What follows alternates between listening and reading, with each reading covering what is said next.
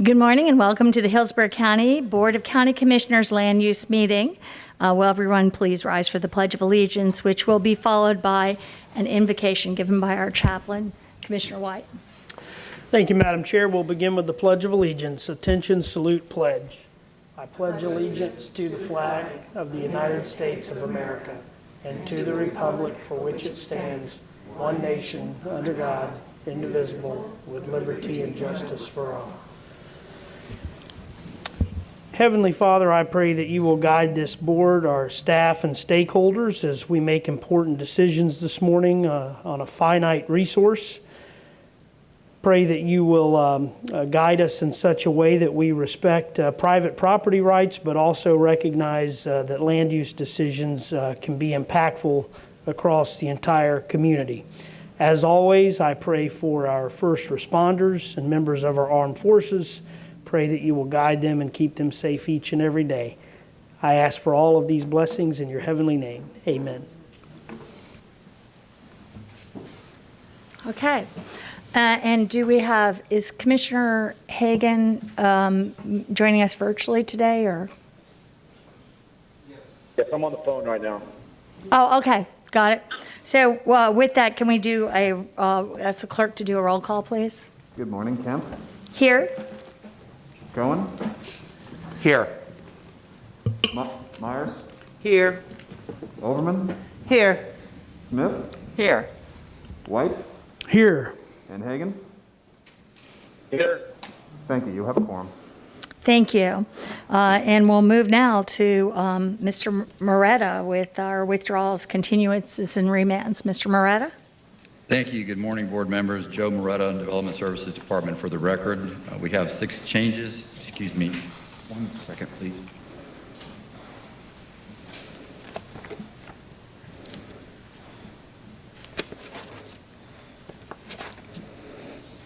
Thank you. We have 6 changes for the agenda itself, starting on agenda page 3, item A2, application PRS 21-0362.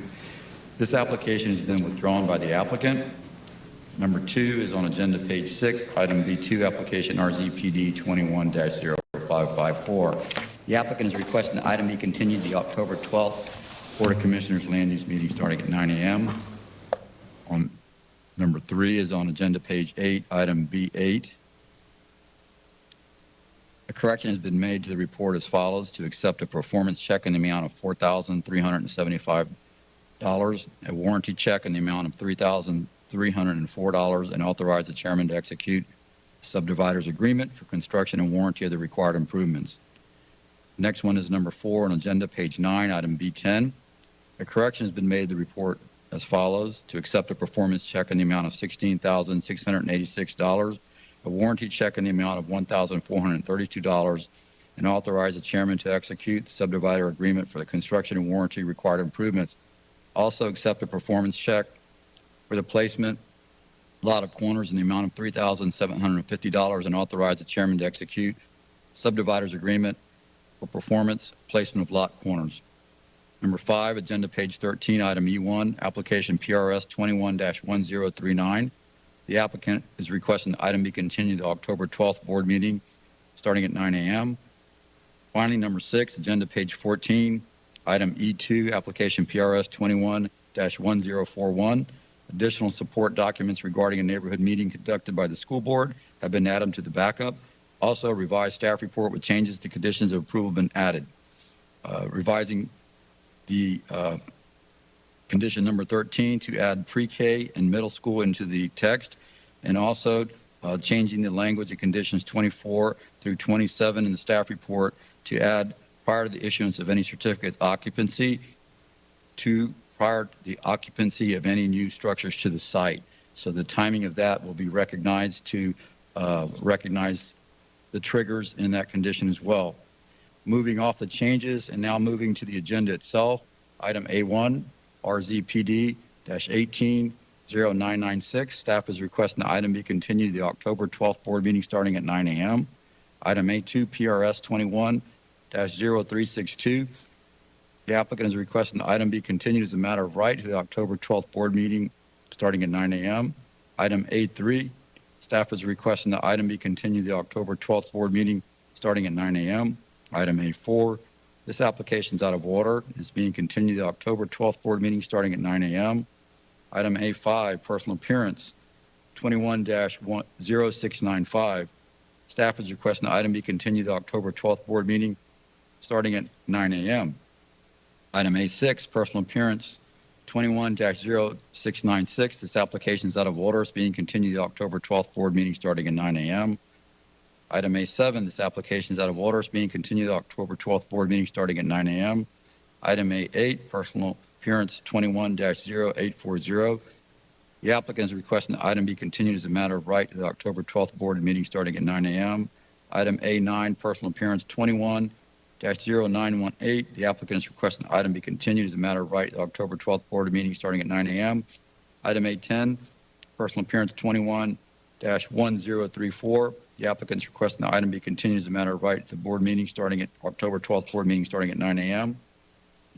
Item A11, personal appearance, 21-1035. The applicant is requesting the item be continued as a matter of right to the December 14th board meeting starting at 9 a.m.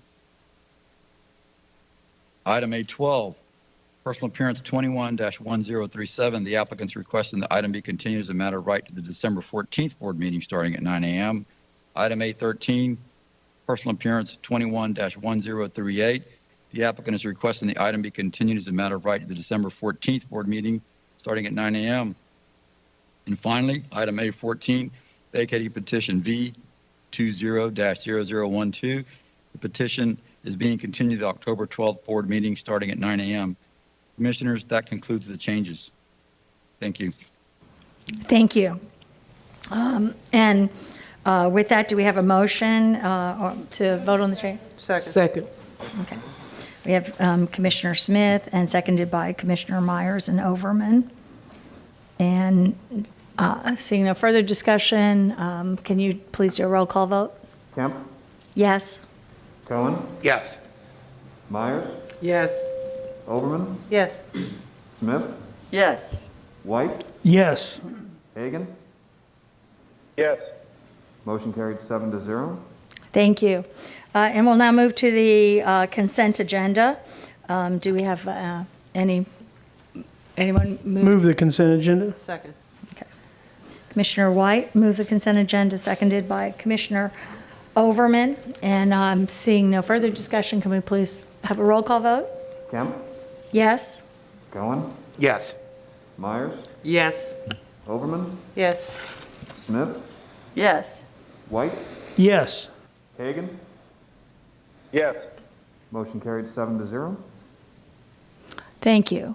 So we will now move to, and by the way, anyone who has an item B, your item has been approved. So anyone with an item B, it's quite a lot, actually. We've got quite a limited agenda this morning. So that's, and we'll move now to the administration of the oath. If you're planning to testify today, please raise your right hand and be sworn in by the clerk.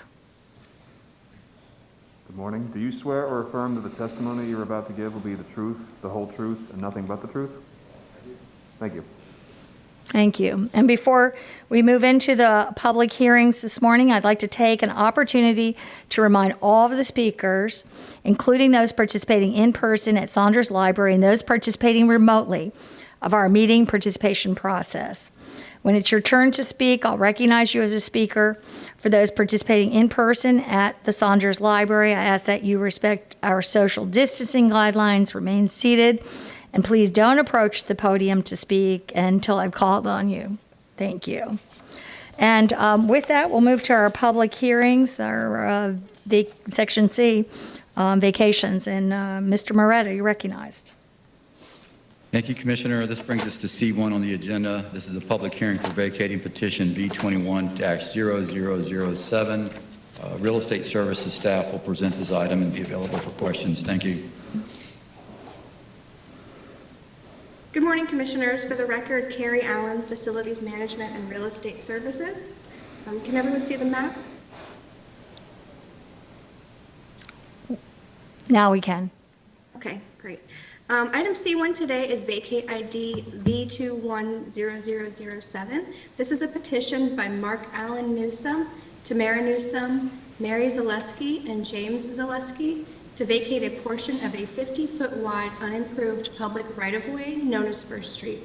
This is lying between blocks 2 and 8 within the revised plat of Rodney Johnson's Riverview Highlands, recorded in Plat Book 25, page 21 of the Public Records of Hillsborough County.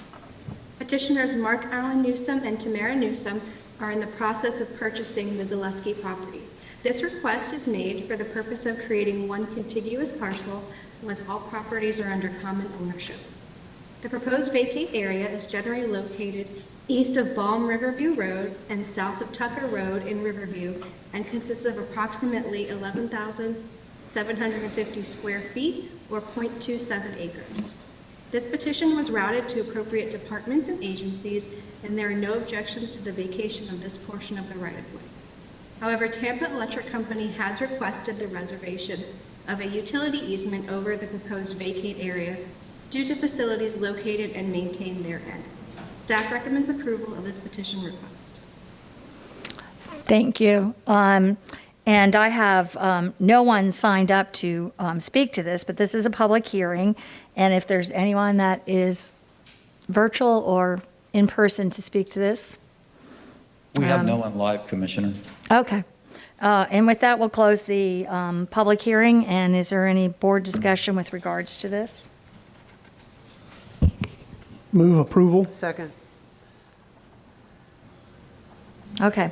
We have a motion by Commissioner White, seconded by Commissioner Overman, and seeing no further discussion, I'll just for the record, I always look at these vacations a little bit more, and because I'm concerned about, which I know is a priority, connectivity, but not necessarily automobile connectivity, but connectivity in terms of pedestrian and bicycle right-of-way.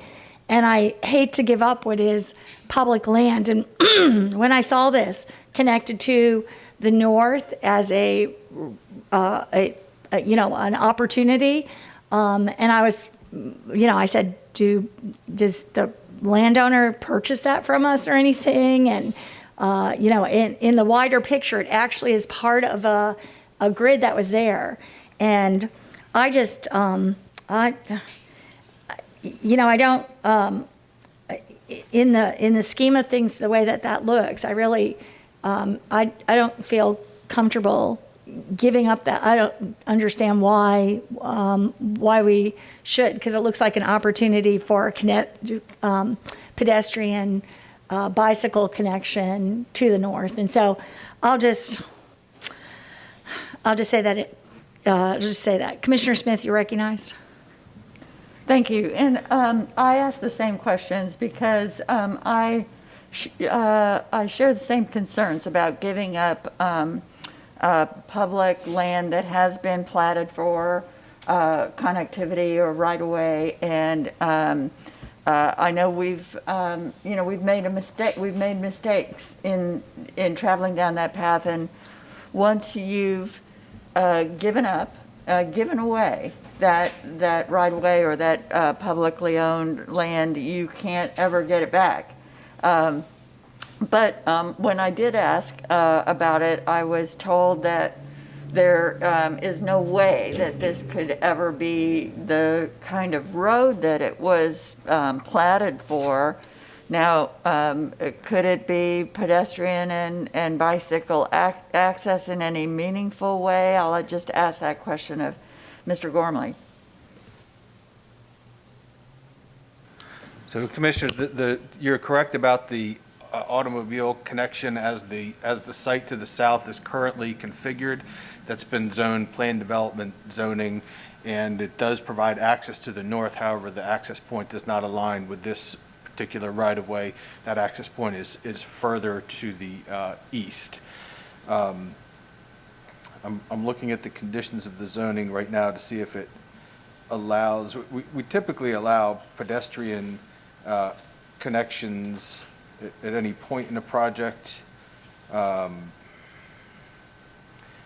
do sometimes have a condition for that. I say that the site to the south, I don't believe is required to make that connection. It's definitely not required to make that connection to that right-of-way for bicycle pedestrian, whether it could be permitted if so desired, is possible, but at this point, when that project to the south is built, there would be no requirement for them to make that connection to the right-of-way. And if I could just follow up, as I discussed this with staff during the briefings, I, was also looking at the bigger picture, which is sometimes hard to see on these zoomed in little maps, which is something I've been mentioning all along. I'd like to see the zoomed in, and I'd like to see the wider context, and we don't have that in this case. But if you were to look at this map and think back out to it, you can see that in this case, you have Tucker Road and you have Balm River View Road, kind of at a really acute angle. And so right here, this little piece of it is so close to the intersection that I became comfortable with the idea that this connection wouldn't be that important to too many houses. There's only, a few houses in that little corner. So I became comfortable with it because of that. Thank you. I'm pleased to hear that, because I also asked to zoom it out to a bigger map I was trying to get, which wasn't provided, which I think is really important in this. And I was pleased to see there was a little grid there. One of the questions I asked is about the block size there, uninterrupted. It was, I think, something like 1,500 square feet. And since I've been paying more attention to blocks, they're saying that blocks are walkable at 200 or 400 square feet, and that Tampa's a walkable, somewhat walkable place, because in Tampa, in the city, we have 500-foot blocks. And I was wondering, and this is like a 1,500-foot block, but when you're saying that it's close to the other, a few houses over, I think that's a good consideration. I'd really like to get away from these long blocks and not give up vacations, but under the circumstances, I appreciate that you point, Commissioner Smith, pointing that out. Okay, is there any further discussion at this time? Seeing none, can we please have a roll call vote? Kemp? Yes. Cohen? Yes. Myers? Yes. Overman? Yes. Smith? Yes. White? Yes. Hagan? Hagan? Motion carried 6-0. Thank you. And with that, Mr. Moretta, we'll move to our first public hearing on the regular agenda. Thank you, Commissioners. This brings us to item E2. E1 was continued. Personal appearance 21-1041, located at the northeast corner of Seminole Field Boulevard and Panther Trace Boulevard. This is a 796-acre, primarily residential planned development. It does have a school site existing on it. The site is approximately 26 acres. That is the subject of this particular application. The site on the planned development that is existing with the school has a kindergarten elementary school on it. This request is to expand that to go from pre-K through 8th grade, which will take it from pre-K through middle school. The application is proposing essentially to change a 26-acre site that includes a school, and the focus of it is on a 10.16-acre site that currently is a neighborhood park shown in the plan development, to change that to a multi-use facility for athletics and that will be used along with the school site. Staff has evaluated this, and we are recommending approval subject to conditions. We did, just to remind you, we have submitted the changes to the conditions as part of the changes at the very first part of the hearing. And those primarily are configured to recognize the pre-K through 8 in the zoning conditions, and also to change the timing of the conditions to the occupancy of the site versus certificates of occupancy. Staff is recommending approval, and we are available for questions. Thank you. Thank you. And is the applicant present? Yes. Good morning, Commissioners. Isabel Albert with Half Associates, 1000 North Ashley Drive. I'm here representing the school board, and with me today is Amber Dickinson, who's with the school board, as well as Michael Yates from Palm Traffic, that's going to be going over the traffic conditions. So this is actually an interesting site. It's a joint venture between the school board and the county. The school board owns a southern parcel, and the county owns a northern parcel, which is approved for a park. And the school site is currently improved with the Collins Elementary School. And the school board wanted to expand the school to include middle school.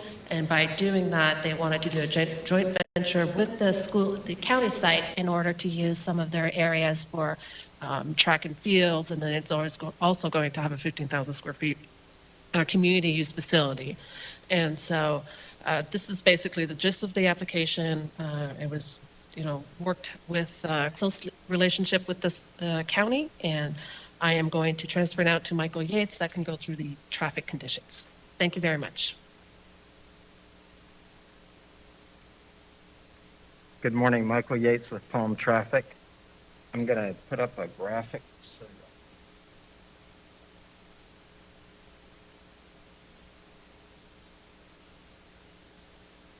All right. So this is the, oh, perfect. This helps a lot. So this is the existing school site here, Summerfield Boulevard, Panther Trace here. And so what is proposed is the addition of the middle school here and then the community center in this area. They will be moving the existing access north from this location all the way up to this location. And so what we did was a transportation study to look at the existing conditions and the future conditions with the school and the community center, and developed a comprehensive transportation improvement program so that fixes the existing problems as well as accounting for additional capacity associated with the proposed expansion. And so what those improvements are is a southbound left turn lane into the school, a northbound right turn lane into the school that does not exist today. That is about 675 feet long. We're also proposing a southbound right turn lane that is approximately 525 feet. An eastbound left turn lane onto Summerfield Boulevard that is approximately 375 feet. And then a westbound right turn lane onto Summerfield that is approximately 300 feet long. When we started this study and started coming in, the county had an existing CIP project that was looking at existing deficiencies in the area. And so what we did is, from the results that we showed, this is what we started with. The county had started some construction plans, but they put the project on hold to allow us to finish the traffic study to evaluate both conditions, both with the existing deficiencies and the future. That is really a quick summary of the study. I'm happy to answer any questions that you may have. Thank you. And this is a public hearing, and we have no speakers signed up for this. So we have no one there, correct? No one except for the applicant. Okay, and no one virtually. So with that, we'll close the public hearing and move to board discussion. Move approval. Second.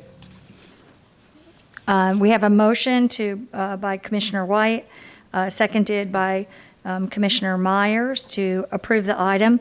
And I'll just say this. I think I remember being briefed on this prior and looking over when it was being planned, I think about 6 months ago, or when it was first ventured into. And I really think that these are the kinds of kinds of plans that we should be doing for the schools. I thought it was a much better use of the property. I've been saying that our school properties for elementary schools, they've gone 25 acres, and middle school's 50, and high school's 75. And when I checked out the standards in Orange County, which were recently dropped, but even prior to them making those below those numbers of acres, they were lower than, for whatever reason, Hillsborough has, which I think is one of the considerations to have. But I think this was a good use of property, and I'm pleased that this occurred and this was put together. So with that, Commissioner Overman. Thank you, and I agree. It's a good use of property. It's a good partnership between the county and the school district. And it's probably been stated already, but given that we have a budget hearing coming up, and the projection for this school to be completed in 2022, is it safe to assume that within our Parks and Rec budget, we've actually allocated the improvements that are being promised for the community and the Parks and Rec section of this? Commissioner, at this time, I know that there's a program for funding the transportation improvements. I believe that the park facility is in the planning stage. I don't know whether it is actually funded at this point in time. Okay. The community center, that operates separate from the school. Understood, but given that the project actually includes, a Parks and Rec element associated with the project, I was just curious if we have that sort of in the queue to see if, in fact, the project moves forward and the school is completed in '22, that the park construction could actually be part of the '22 budget. Can anyone address that particular question? Again, I can't speak for the actual funding of the construction of the center, the design of the site, the stormwater needs that would accommodate the park parcel are being all done as part of this development. Part so of let's this say process. it's getting site, as part of this construction, it will be site ready for the park facility to be in place. To be in place. Okay, Yes. great. Thank you very much. Okay, thank you. And with no further comments at this time, we have a motion by Commissioner White, seconded by Commissioner Myers. Seeing no further discussion, can we have a roll call vote, please? Kemp? Yes? Cohen? Yes. Myers? Yes. Overman? Yes. Smith? Yes. White? Yes. Hagan? Yes. Motion carried 7-0. Thank you. Mr. Moretta. Thank you, Commissioners. This brings us to items E3 and E4. This is Community Development District subject matter. Mr. Brian Grady of our team will be making the presentation on these items and also be available for questions. Thank you. Good morning, Commissioners. Brian Grady, Hillsborough County Development Services. Agenda item E3 is CDD 21-0480. It's a petition to establish the Mangrove Point and Mangrove Manor Community Development District. The petition has been submitted by Four Star Real Estate Group Incorporated to establish the Mangrove Point and Mangrove Manor CDD. The Mangrove Point and Mangrove Manor CDD will encompass approximately 113.54 acres. It is located on the east and west side of US 41 north of the intersection of Lacey Road and US 41 in the Apollo Beach area. No objections to the proposed CDD were raised by reviewing agencies. Staff finds this application meets the requirements of Chapter 190 Florida statutes to establish a community development district and recommends approval. I'm available for any comments. Thank you. Do we have anyone, the applicant or anyone there to speak to this? The applicant is available for questions. Okay. And seeing no one signed up and no one there to speak, do we have a motion by the board? Move approval. Second. Okay, we have a motion by Commissioner Overman, seconded by Commissioner Myers. Seeing no further discussion, can we have a roll call vote? Kemp? Yes? Cohen? Yes. Myers? Yes. Overman, Yes. Smith, Yes. White, Yes. Hagan? Hagan? Hagan, yes. Motion carried 7-0. Thank you. Mr. Moretta. The next item, again, Brian Grady, Hillsborough County Development Services, E4. This is CDD 21. Mr. Grady, sorry. Sorry. This is application CDD 21952. This petition to expand the boundaries of the Touchstone Community Development District. This petition has been submitted by the Touchstone CDD to modify the boundaries of the Touchstone Community Development District. The CDD is adding 4.03 acres. The modified CDD would encompass approximately 222.25 acres and is located on the west side of 78th Street between South 36th Avenue to the north and South 49th Avenue to the south. No objections to the pro CDD were raised by reviewing agencies. Staff finds that the application meets the requirements of Chapter 190 Florida statutes to expand the boundaries of the Community Development District and recommends approval. I'll be available for any questions. Thank you. Thank you. I have no one signed up for public comment. Is anyone there, or does the applicant want to say anything at this time? I don't see anybody in the room. There's no one in the audience, and Okay. I believe the applicant may be online. Okay. And just one housekeeping measure, I just wanted to note that the staff report transposed the numbers and has the wrong application number. It says CDD 21592, but again, it's 21952, so I just want to note that for the record. Thank you. Thank you. Okay, so with that, Move approval. Commissioner Overman has a motion. Second. Commissioner Myers, second. And seeing no further discussion, can we have a roll call vote? Kemp? Yes? Cohen? Yes. Myers? Yes. Overman? Yes. Smith? Yes. White? Yes. Hagan? Yes. Motion carried 7-0. Okay, we will now move to the regular agenda. Mr. Moretta. Thank you, Commissioners. This brings us to item F1. This is rezoning for a planned development. It's 20-1266. It's located at 1841 Balm Riverview Drive. And Commissioners, moving to the overhead, you'll see the site is located just to the northwest of Rodine Road and Balm Riverview Road. Commissioners, this is a request for neighborhood commercial uses in the planned development for approximately 10,600 square feet.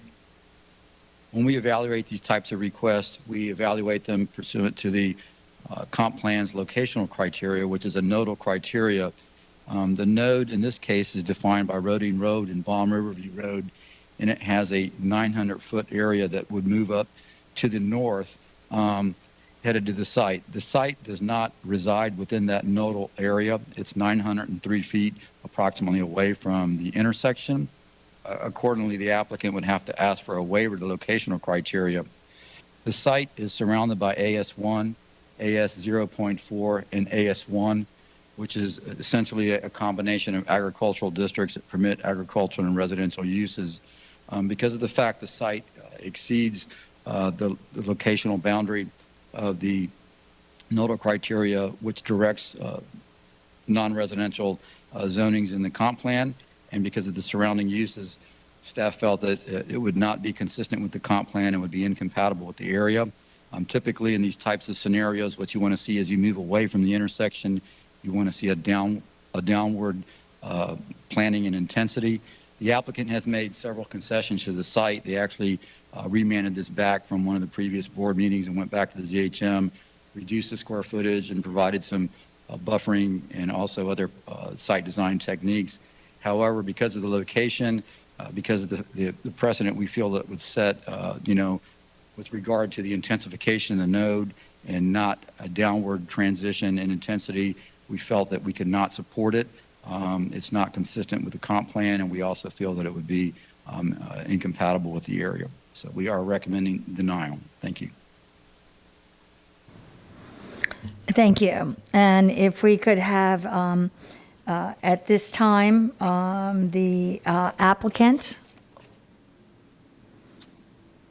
Yes, Truett Gardner, can you hear me? Yes, you have 10 minutes. Perfect, we'll be shorter than that. Truett Gardner, I have the pleasure of representing Palmetto Capital Group. And with me in my office is Tyler Hudson and Megan Smith, who's working the PowerPoint. And then we also have Jeff Lazenby, who's with Palmetto Capital Group. And Joe Moreta did a great job of summarizing this request. And I'll try to distill it even further, which the central question of this is, in this instance, should the commercial locational criteria under policy 22.2 of the comp plan be strictly adhered to, or alternatively, do the efforts to mitigate potential adverse impacts justify a waiver as specifically contemplated under policy 22.7 of the comprehensive plan? We believe a waiver is justified in this unique instance. And with that, just a quick recap of the history, if you'll go back one, Megan. We started this process a year ago. We were first heard by the zoning hearing master in March. We then came before you to ask for a remand to completely redesign this project, which we have done. That traveled back to the hearing master in July, and we're now in front of you requesting approval and a waiver from the locational criteria. Joe did a great job on the site itself and the location. Just a couple of points to point out. The site is just under 5 acres. It's currently vacant. It was previously used as a fish farm. You can see kind of the pock marks in the land there where the fish farm was. And in the vicinity immediately to the south is an auto repair shop with open storage. Along with that same owner has his residence. So I think that starts to add a little bit of context as you move away from that intersection. This area is quickly growing in residential, but unfortunately the neighborhood serving commercial has trailed behind, and that's the niche that this project is trying to fill. Next slide. Again, as Joe mentioned, the development is just over 10,000 square feet. The proposed FAR is a 0.05, which is 1/5 of its potential. The heights and setbacks are residential in scale. Next slide. Okay, this was the prior plan, and the 2 boxes that you see in red were 2 buildings that were previously proposed. And so this is what was before you when we asked for the remand. And then next slide, this is the revised plan. And I'm going to just give you the laundry list, which isn't even complete, of all the changes that were made. Again, under the effort and with the spirit of trying to mitigate against any adverse impacts. So first, the development plan was previously over 28,000 square feet proposed. We've trimmed that back to just over 10,000 square feet, a 62% reduction. We've reduced the number of proposed buildings from 3 to 1. We've limited the allowed uses from all commercial neighborhood uses to only one use, and that is variety store retail. We provided enhanced landscaping. You'll see that in a future slide. We provided over 2 acres of open space. We've created a tract, and that the slide before where the 2 buildings were, that is purely just an open space tract. That pink purple diagonal that you see running across is a wetland. And so this was a tract created for the sole purpose of protecting that wetland. No development is allowed to occur within that. We've limited the hours of operation for the store. We've committed to enhance architectural features to give a more residential aesthetic, which you'll see in a future slide. And finally, we've committed to installing a sidewalk of over 700 feet in length for pedestrian connectivity to connect to the residential subdivision to the north. Next slide. These are the architectural features that I mentioned. There's a raised step parapet, enhanced glazing, the color scheme, and then the stucco, so not your average dollar store that you see. Next slide. This is the landscape plan. Again, this is just showing the tract, the developed tract, which is the northern tract. To the south is the new tract that we created to protect the wetland. Next slide. This is a comparison, as I mentioned, of the before and the after. Previously, we were asking for all C&N uses. We've now restricted that to variety store retail. The 62% reduction in the square footage, the reduction of the number of buildings from 3 to 1, the reduction of the FAR, the increase in the pervious area, enhanced bufferings, which you see in the conditions below, the limited hours, and then the architectural designs that we've committed to in the conditions. Next slide. So again, as Joe mentioned, in that intersection, 900 feet is what's used for the locational criteria in this instance. When we were originally before you, we thought we were in excess of 1,000 feet, but upon further review, it turns out we're only 903 feet away. So we're just 3 feet shy of meeting that initial threshold of 900 feet. And then Tyler's going to speak to the capital improvements, but again, also just wanted to underscore the pedestrian connectivity that we're committed to, which is about a 700-foot sidewalk connecting to the subdivision to the north. So with that, Jeff Lazenby with the developer is going to speak, and then Tyler's going to wrap this up. Thank you. Hello, can you hear me? Yes, we can hear you. Hi there, my name is Jeff Lazenby with Palmetto Capital Group. I'm the developer for this project. I'm grateful for the opportunity to speak to you guys today. Thank you very much. Truett covered that very well, what we're trying to do here. Want to let you know, we have been Palmetto Capital Group has been a preferred developer for Dollar General for better part of a decade.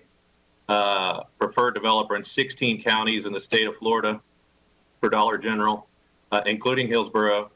Have built several stores in this county, and I think hopefully staff would say that we've worked well over the years with them and put in a product that the county can be proud of. Would like to do the same thing here. As Truett mentioned, we've been working on this project for over a year now, specifically working to make this rezoning something we can be proud of and put a good product in the ground. Dollar General, when they want to go somewhere, they spend a lot of time internally with their planning department trying to find areas where there's a bit of a grocery or neighborhood convenience desert, where there's a need, where they see a need. When they, after spending several months finding the market areas they want to be in, they hire us to go find a spot for them in that market area to be. Dollar General is kind of has a unique niche with the way they do their development program. Their market radius is really only about 1.5 miles. They're truly meant to really just serve the neighborhood within a mile. They've been very successful, as you know. I think they have about 19,000 stores nationwide. Yeah, 1 second. Excuse me, sir, I'm looking to see if this material that you're talking about, really concerning Dollar General's business plan, is that something that was put into the record previously? I'm not sure it was. I did not speak last time. I was just trying to give an overview of who I am more than anything. Okay.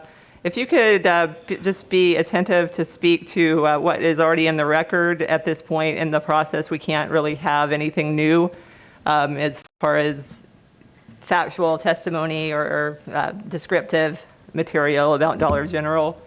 So if you could just turn your attention to the record and confine your testimony to that.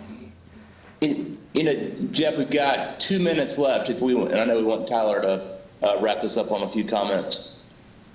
Okay, I just wanted to reiterate some of the things that's in the record and that Truett has already said. In an effort to mitigate the locational criteria, I'll repeat. We cut our proposed square footage by 2/3.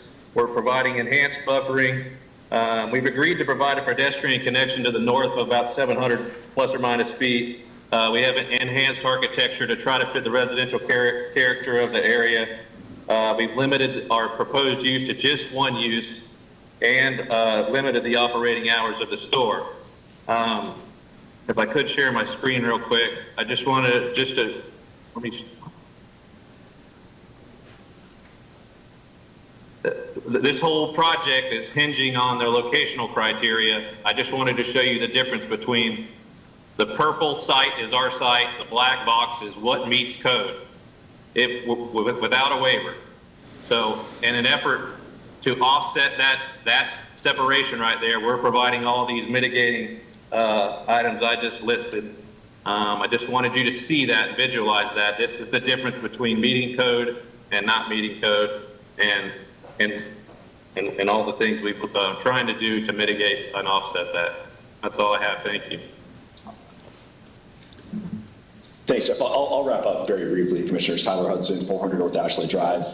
Policies 22.7 and 22.8 afford you the discretion to waive the intersection criteria, which, as Joe alluded to, we do not meet. That's quantitative, and we're not arguing that. The considerations that are set forth in the comp plan for you to consider are environmental impacts. This site was surgically designed to avoid any wetland impacts. 2, the availability of public infrastructure. There's actually 3 CIP projects that are funded for this site for full signalization, adding turn lanes, adding 3 lanes that are expected to be completed in about 15 to 18 months. And finally, just from a compatibility standpoint, there's been such a proliferation of single-use, single-family development in this area that what is really lacking is the sort of neighborhood commercial use that the Res 4 future land use category Thank you. Your time is up, but actually we do have, we do have 10 minutes for proponent testimony, proponent party of record, which proponent, those in support. That's all we have for now. We're happy to answer any questions that you commissioners might have. Great. Thank you so much. So we have no one signed up but the applicant for public comment, but we have proponent, party of record. Is there anyone there to speak or, that hasn't signed up? No, ma'am. There's no one here in the audience. Opponent, party of record testimony? Any opponents? Anyone against? Okay. We do not have anyone in the room. And seeing none, does the applicant want to waive their rebuttal? We will, but we're more than happy to answer any questions you may have. Okay, great. And now if we can hear from Planning Commission staff. Yes, ma'am. Thank you. Melissa Leinhardt, Planning Commission staff. The subject property is located in the residential 4 future land use category. It is also located in the urban service area and within the limits of the Riverview Community Plan and the South Shore Area-wide Systems Plan. As previously stated, the subject property does not meet commercial locational criteria as outlined in the future land use element of the comprehensive plan. Planning Commission staff does acknowledge that the applicant has utilized site planning techniques that result in the commercial buildings being located closer to Balm Riverview Road, which is a collector roadway. The applicant is also committed to a single use on the site, a variety store retail use. The stormwater area is located on the western side of the property, which helps to mitigate for impacts to the residential lots adjacent to the subject property. Staff also acknowledges that the commercial general and commercial neighborhood zoning districts are located within 900 feet of the intersection of Rodine Road and Balm Riverview Road. The parcel immediately south of the subject property has split zoning, agricultural single-family estate 0.4 and commercial general. Consequently, the zoning and development pattern transitions from commercial to low-density residential as you move away from the intersection. A retail use would disrupt the gradual transition of uses from the intersection and the overall development pattern of the residential area that is located further away from the node and closer to the subject site. While the application has attempted to move closer toward compatibility through site planning techniques, Planning Commission staff finds the proposed development does not meet locational criteria and does not fulfill the intent of Objective 16 and its accompanying policies with regard to compatibility. The intent of the residential 4 future land use category is to designate areas that are suitable for low density residential development. In addition, neighborhood commercial office and mixed-use projects serving the area may be permitted, subject to goals, objectives, and policies of the future land use element and other applicable regulations. In addition, sites in the residential 4 future land use category are required to meet commercial locational criteria unless a waiver request is sought under policy 22.8. The site does not fall within the 900 feet of the Balm Riverview and Rodine Road intersection.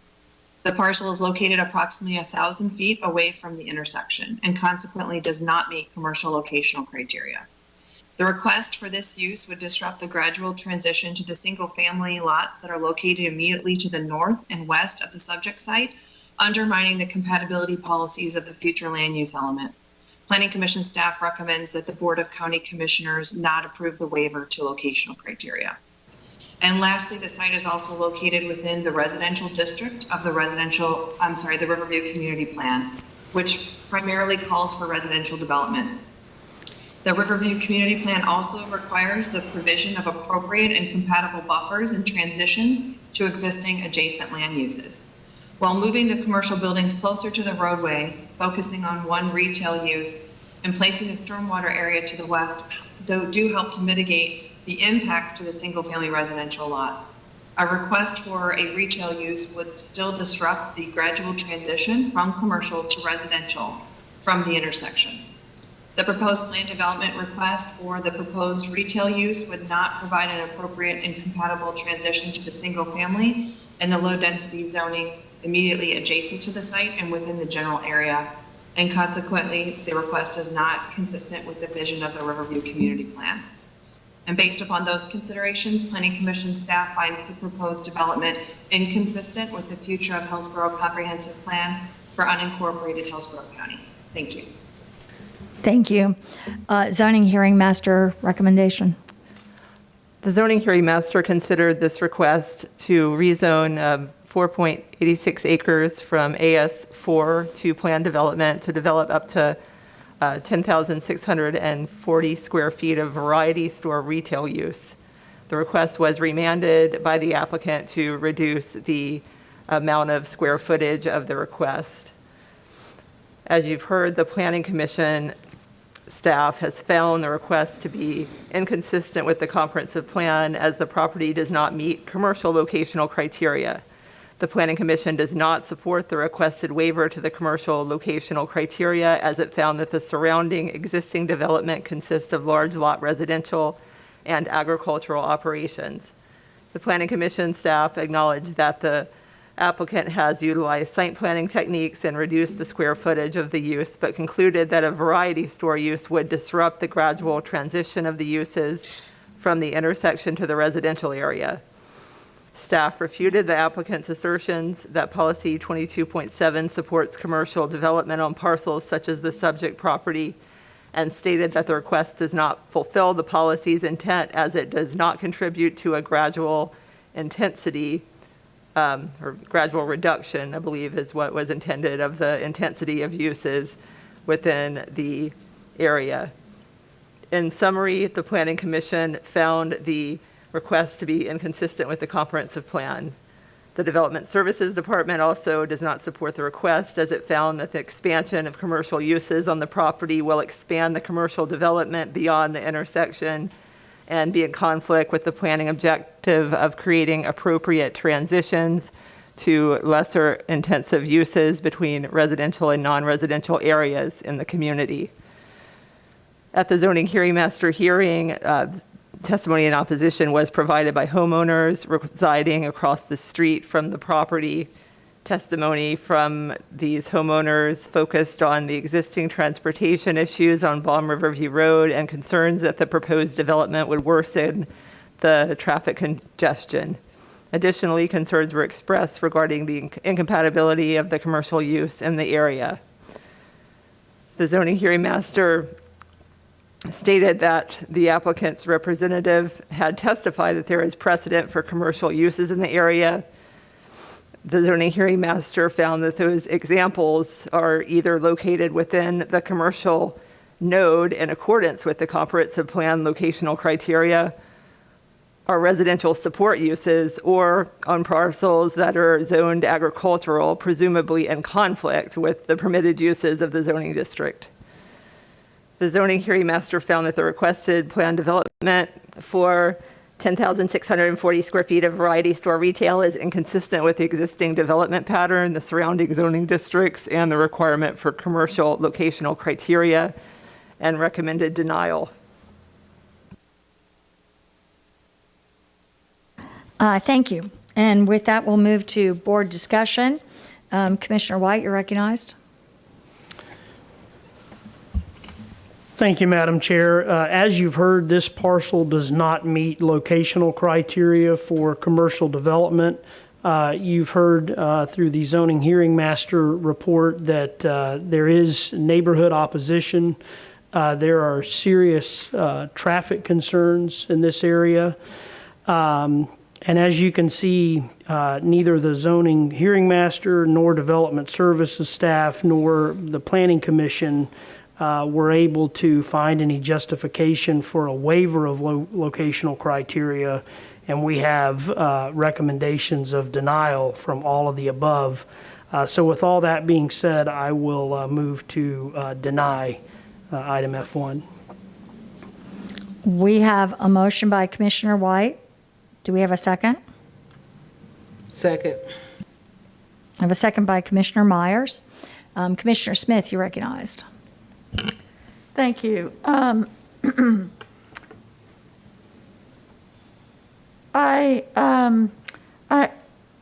It's my understanding that the rule is they have to be within, let's see, 75% of the development has to be within the 900 feet.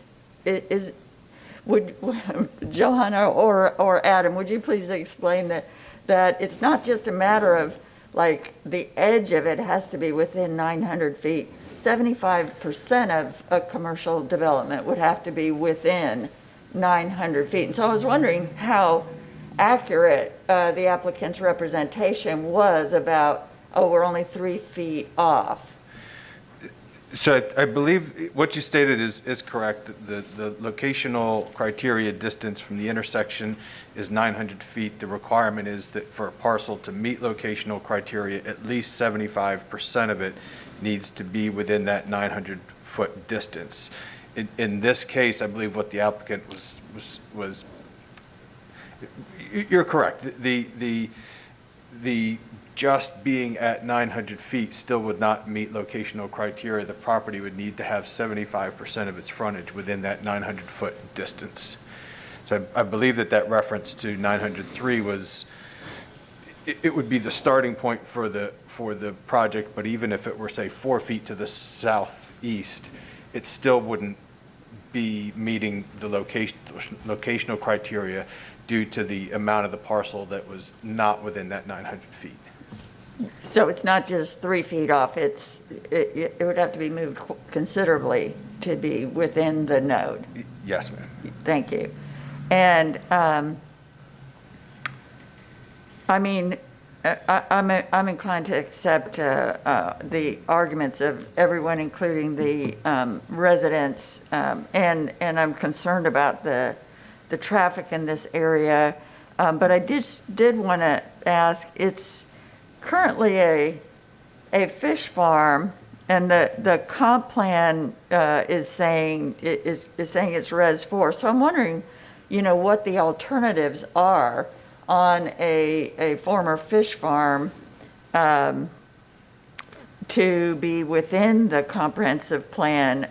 How likely is it? You could theoretically have like 18 houses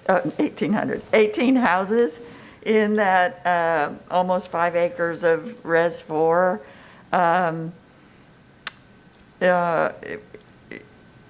So I'm kind of wondering, would the traffic be worse with the 18 houses? Would it even be possible on a former fish farm? Do you have any insight into that? Well, I know that's kind of odd, but yeah, we haven't done the analysis of the residential, what that traffic generation would be. It would, given the size of the project at 4 units per acre, it potentially could yield 18. It would have to be smaller lot sizes than quarter acre to meet that, to yield that number, because you have your lots, then some of the land area would be taken up by other infrastructure improvements, roads and stormwater. So expect the yield to be something less than 18 if it was developed as a subdivision. Certainly would with quarter acre lots. Anything else to get that number would take some clustering on site of smaller lots. Mm-hmm.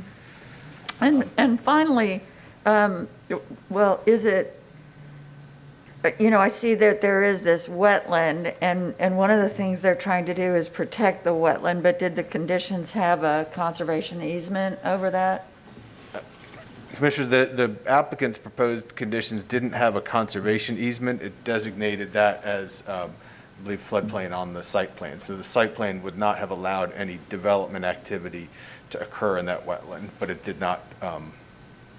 So I'm kind of putting these ideas out there for consideration by the applicant to be able to bring something back that would be acceptable to the board. And I think, whenever an applicant is saying that they will provide a site plan that protects a wetland, we should begin looking for that conservation easement to keep that promise as property is, bought and sold to down the line. Somebody can get a zoning that has a site plan protecting the wetland and then sell it, and the next person, before it's even developed, but the next person then buys it with that zoning and site plan, and it becomes harder and harder to really protect the wetland as you go down, even though the first person might have had very, very good intentions, but then for whatever reason traded that property away. The last thing I will say is I noticed that we ran into the issue with this applicant being unable to provide anything by way of context or explanation of who they are even to this case because it wasn't provided at the zoning hearing. And I have been wanting to remind us and ask staff to remember that we have asked as a board for workshopping our zoning process and some of those restrictions that we have that our people are bumping into, whether they are applicants or neighbors or members of the public. And I think it's been a little while, and I'm looking for to have that discussion with staff about our zoning process as well as how the planning commission fits in, so we can begin really understanding and considering any changes to that process that's been in place for a long time and has still several cumbersome elements. Even though we have begun changing that, there's still some really cumbersome elements that would be worth looking at. So thank you. With that, I'm going to be supporting the motion on the floor, but I do feel for the applicant and hope they can massage this into something viable at that intersection. But also, I think the traffic is a concern too in this area that we should look at next time around. Thank you. I'm just going to jump in here with a couple. The fish farms, because you could see it was. So that is a brownfield condition now, right? Can you? I just don't even understand. Can you build residential on that? I'm not, Commissioner, aware that is a brownfield designation. I know that there may be activities that previously taken place that could qualify it as that. It's not uncommon for fish farms to be decommissioned and put to another use, such as residential use. That does occur. I see. Okay, so here's what I just say. I have to tell you, it's de minimis off the locational criteria. It just, even though we had the 75% and whatever, I feel like it's de minimis. I feel like we've been begging for some kind of commercial trip capture in that area, and it really bothers me that we would like something. I feel like the applicant has jumped through hoops to make this as acceptable as possible. The other thing I have to tell you, I've been looking, I thought we should make an overlay that has 10,000 square feet. I've said this several times before because I've looked at it as kind of like best practices for retail. If you limit it to 10,000 square feet, it's usually something that isn't a chain. In this case, it is, but they're making all these, I think you need, in fact, to help the traffic, that you need some trip capture and you need this, some kind of neighborhood commercial, which this essentially is there.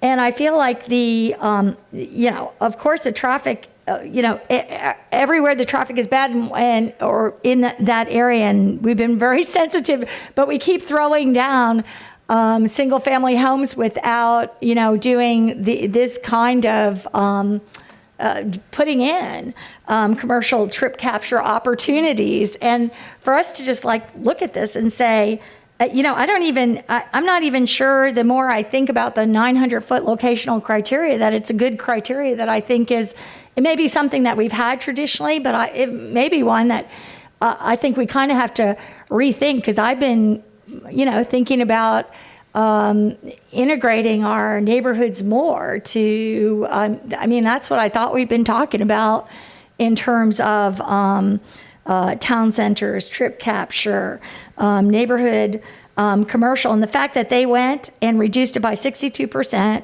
down to 10,000 square feet, which I was like, 10,000 square feet, wow, that's my sweet spot for, what size we need for commercial. Commissioner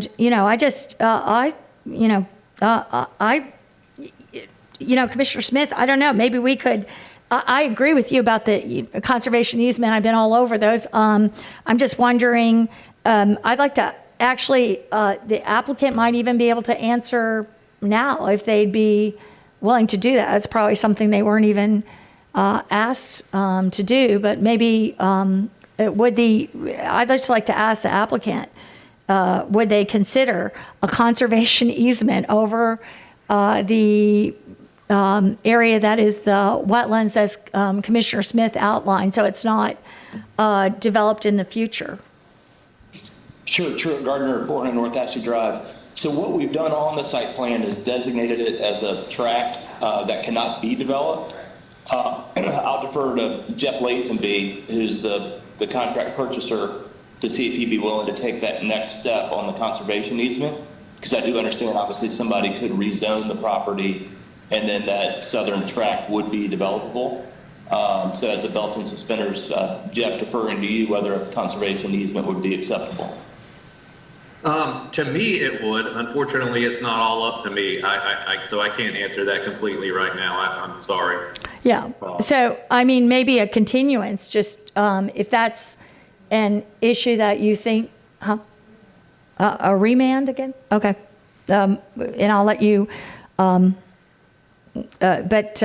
anyway, we'll with that, I don't have anything else to say, but I'll recognize you, Commissioner Overman. Thank you. And this is a difficult kind of situation, because I recognize that the community itself has desires for a rural community. It is in the urban service area. And so that does sort of set the stage, and it's right on the edge of the urban service area. So it's in the area where there does need to be some kind of commercial support in the community. We have historically in our deliberations have said, how far is it to the nearest grocery store?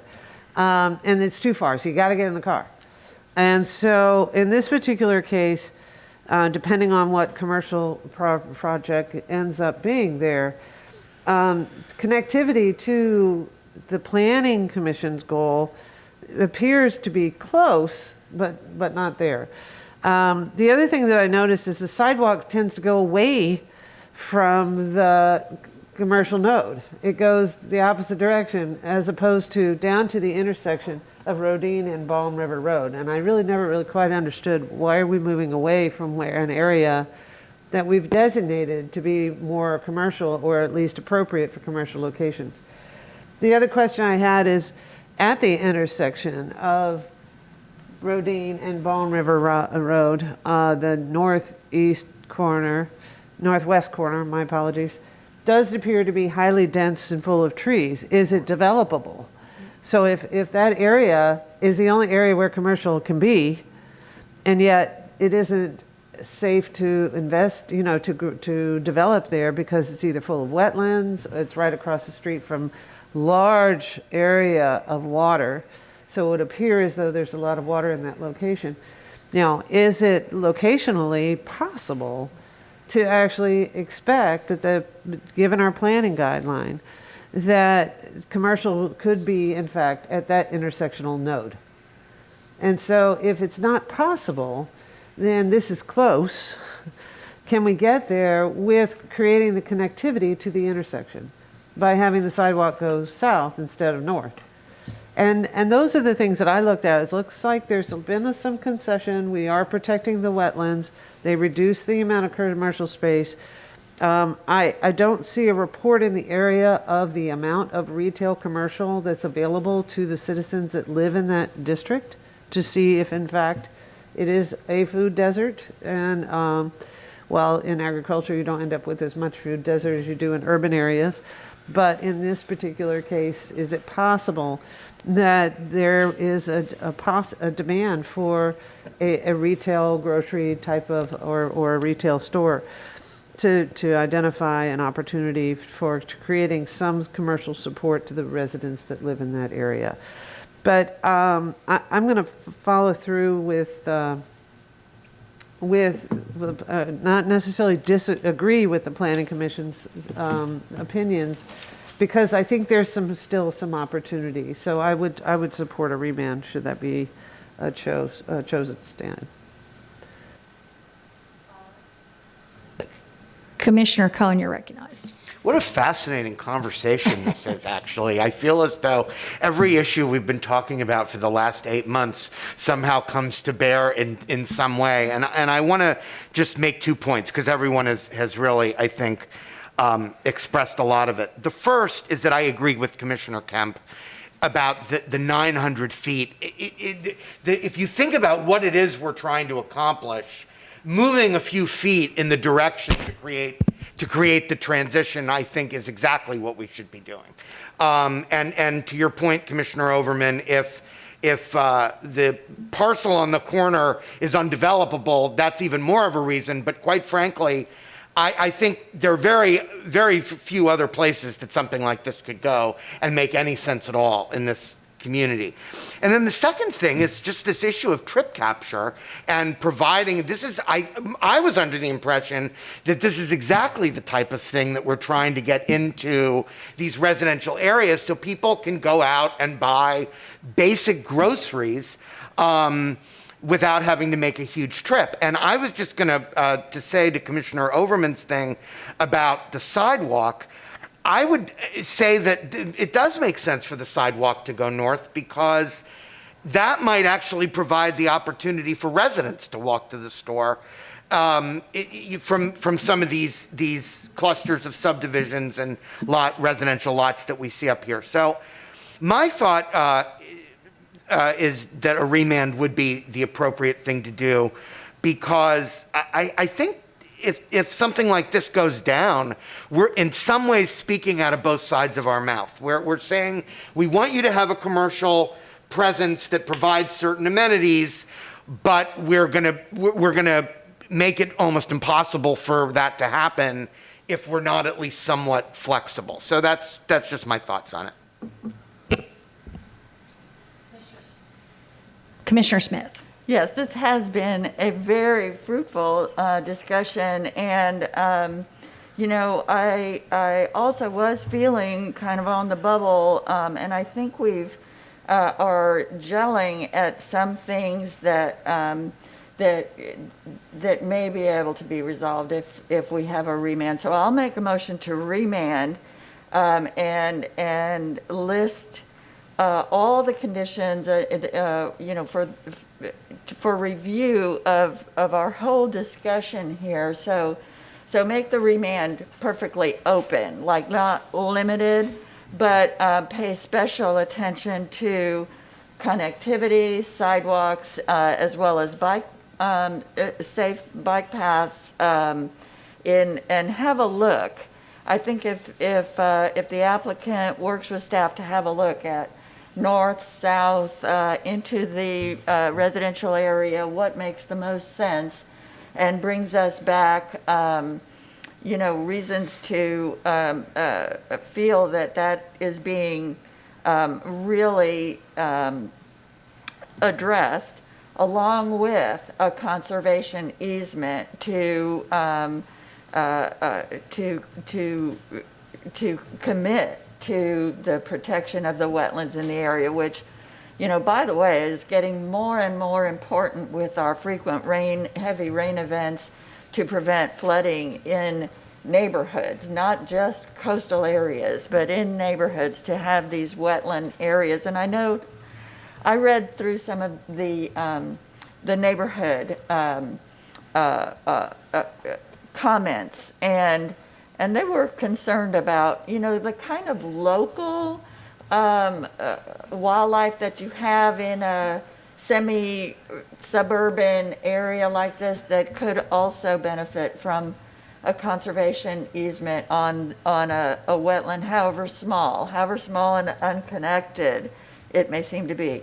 And the last thing I would ask is, if you look at that elevation, and I appreciate the Dollar General role in our communities, but I would ask if they have a second pass at this, if they could consider design standards that might go along with the Riverview community's sense of place. So it's not such a plain tote box, that might make it more palatable and seem to fit in a little bit more and look like we really are considering putting in a local neighborhood store. So I do appreciate that Dollar General is, carefully considering where they're going to have the market for their enterprise, and that they do provide a wide range of retail in some of these food desert, underserved areas. So I appreciate that very much. But I just would ask if you take a second look, if there might be a little something to make it comport with the Riverview community plan, specifically in this area. So I think I've hit everything, but as I say, I'll leave the remand open for any adjustment.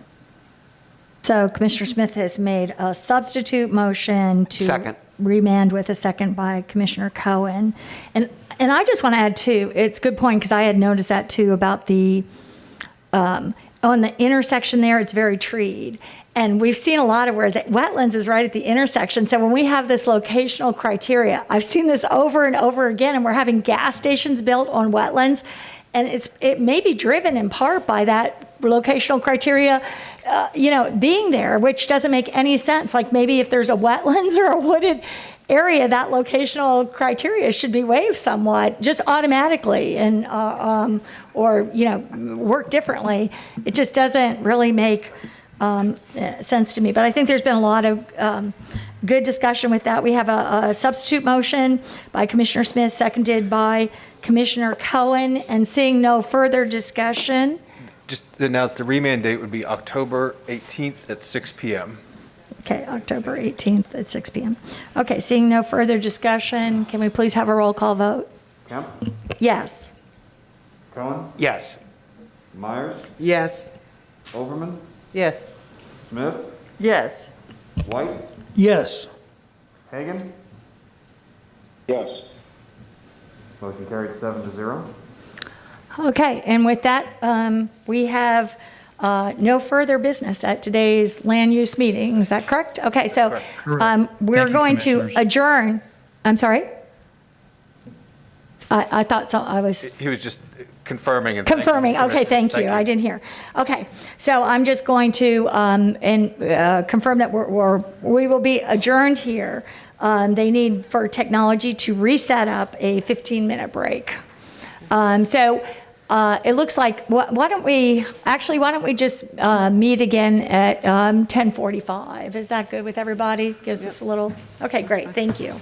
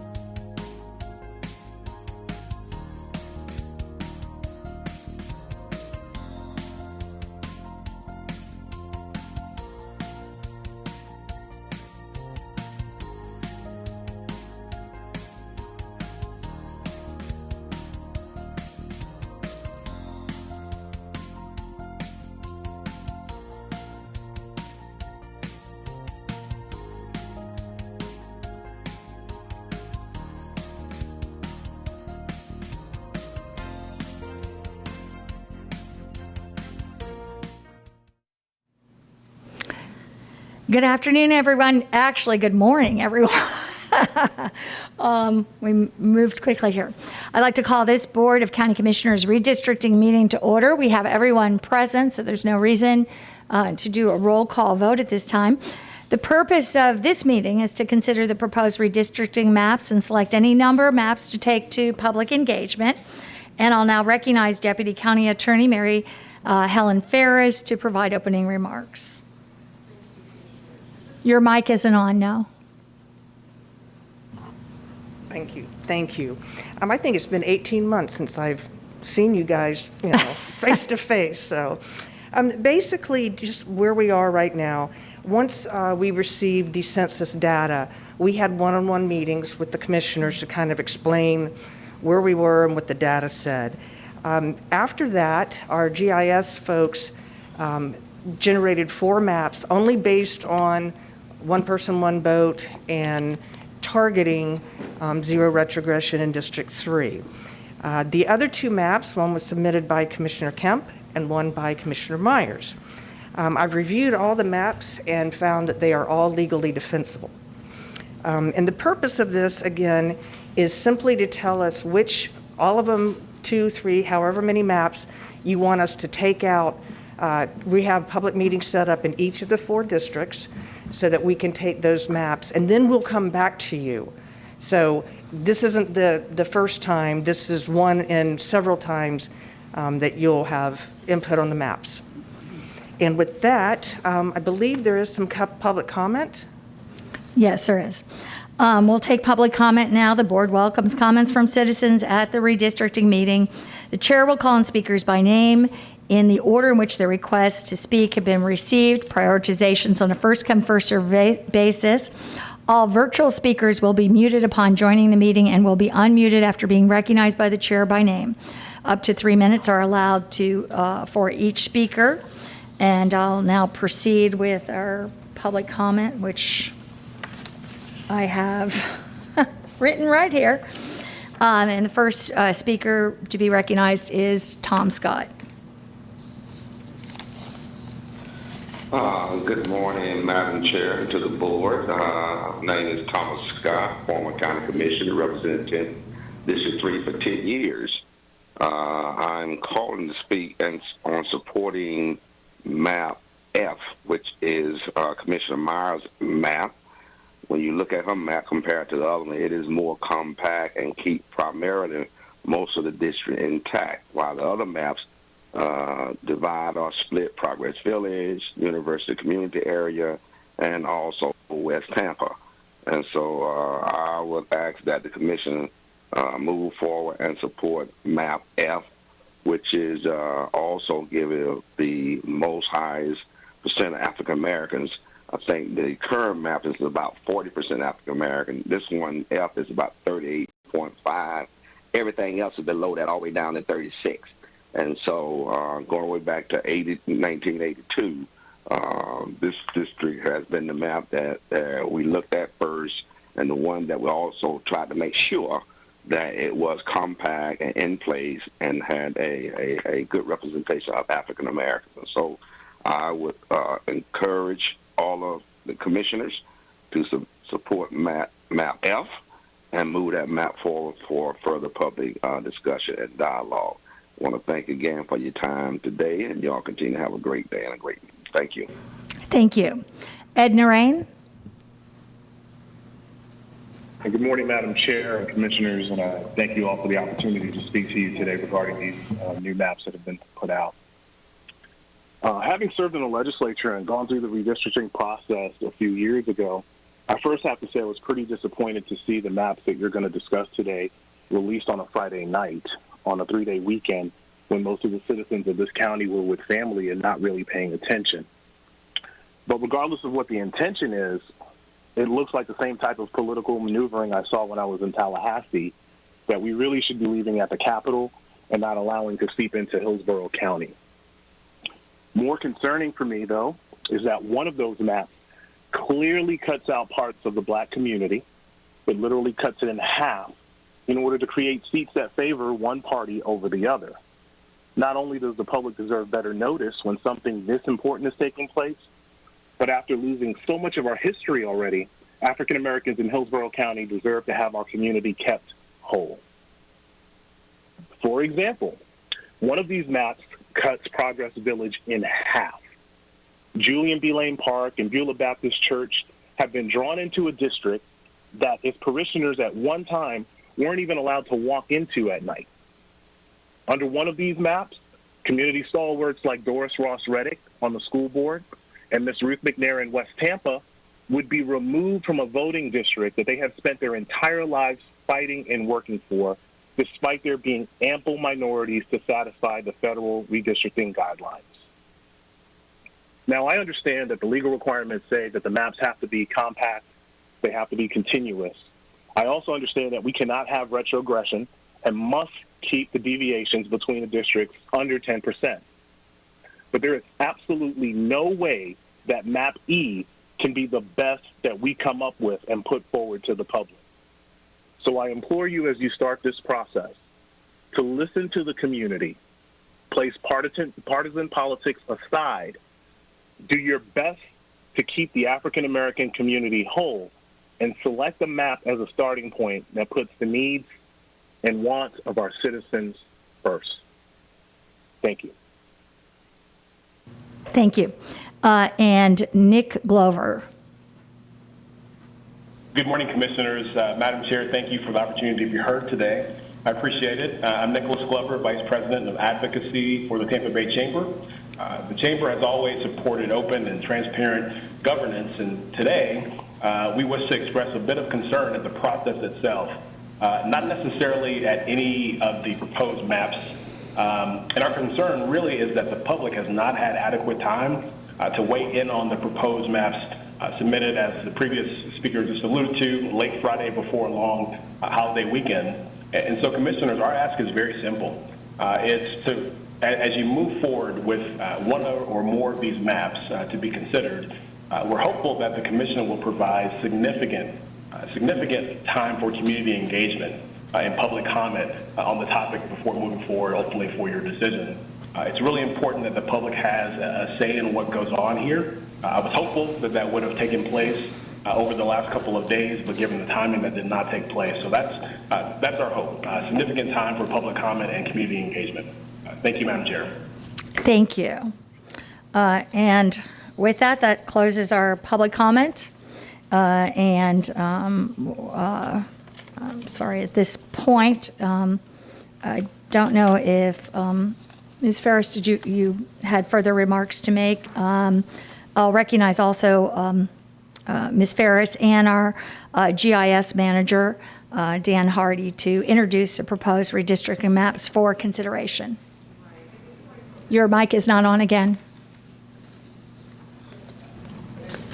I just want to put on the record, I heard the comments, and this is just the first step. We will take these out for public engagement. We will come back September 29th to decide what to advertise, and then we'll have public hearings. So I just want to make sure that the board understands that we'll have plenty of opportunity for public engagement. And at this point, Dan, if you could briefly just go over each of the maps so that the board and the public can see what the maps, especially the data from the maps. There he is. Sure. Good morning, Commissioners. My name is Dan Hardy. I'm the Enterprise GIS Manager here with Hillsborough County. I'm here this morning to present the 6 map options that we have for you and review the relevant statistics for each map. With that, let me share my screen.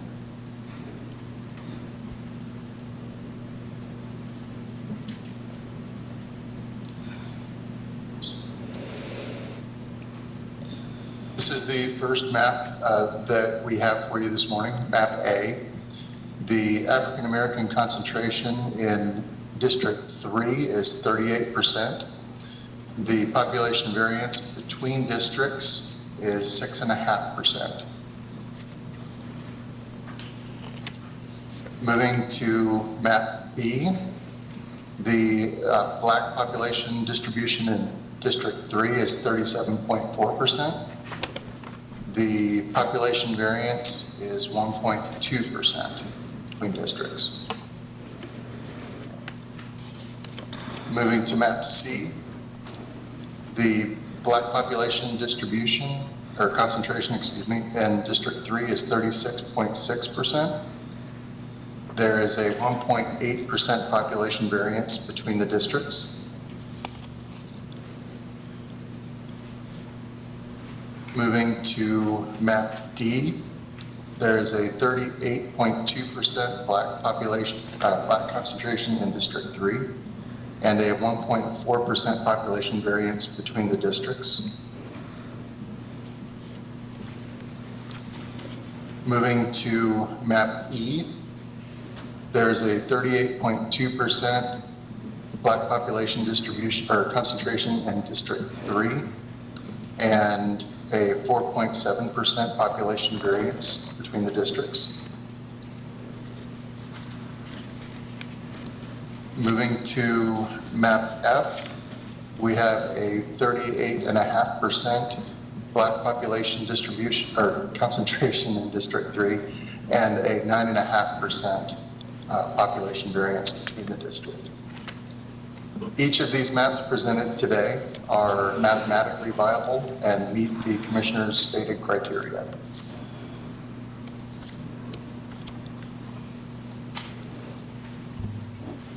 And does that end your comments then? Yes, ma'am.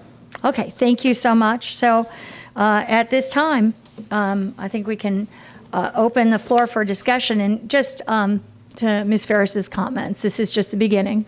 And we're putting out these maps, and there'll be not only this period, but there'll be, again, 2 more public hearings. There'll be 4 weeks in between the further. So, and again, too, the lateness of the season, relatively speaking, was because we didn't get our federal numbers for the first time ever instead of March in August. So just like to point that out. And with that, I don't see any commissioners. Would any commissioners like to be recognized to speak with how to proceed? I'm sorry, Commissioner Myers. Thank you, Madam Chair. I just have a few questions for staff before we proceed that they might be able to answer, if I can do that now. Sure. Okay, thank you. Have you considered the impact of these maps on the historically black neighborhood? And I just only have 5 questions, so I don't know who would like to answer them, but we can take them one at a time, or how would you prefer, Attorney Ferris? The maps that the GIS folks group were based on the one person, one vote, and a target of 0 retrogression in District 3. So that was our focus on the 4 that we drew. I'm not sure if I answered your question correctly. Okay, it's the 4. Okay. So we received 5 maps on Friday. Correct.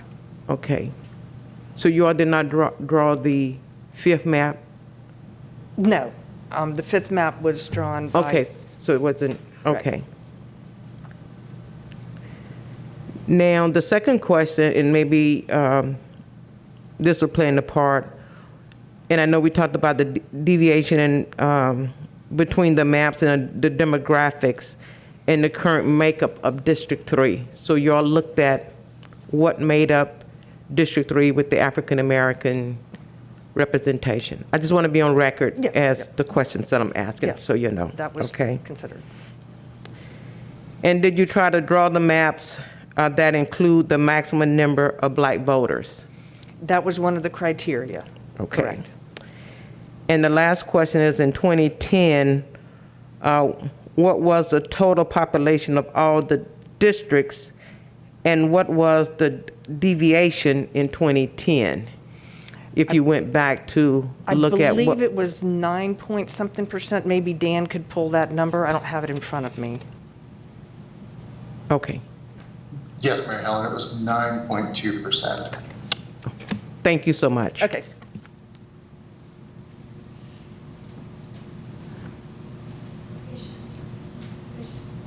Commissioner Hagan, you're recognized.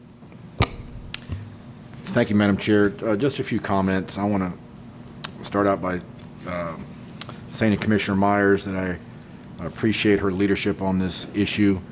I respect your advocacy, not just for the African American community, but also for our Hispanic and minority citizens, as well as all what's in the best interest of all of Hillsborough. After looking at the maps, it appears to me that Commissioner Meyer's map is the most thoughtful one. It reflects a commitment to our community as well as inherent fairness. The map reflects our board's much-stated policies and the necessity to ensure minimal, if any, retrogression.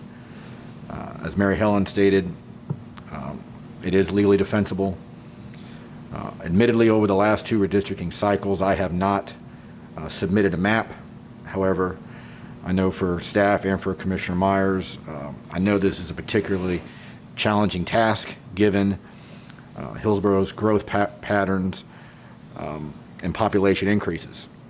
However, most of the maps submitted, in my opinion, other than Commissioner Myers' map, they run counter to board discussions and, in my view, reflect a dismissive attitude toward our historically African American District 3. Our criteria, which is based on the Voting Rights Act, says to maximize the opportunity for a minority representative candidate to be elected with a target of 0% retrogression of minority composition in that district. I want to be clear here, when it says minority, in this case, it means black.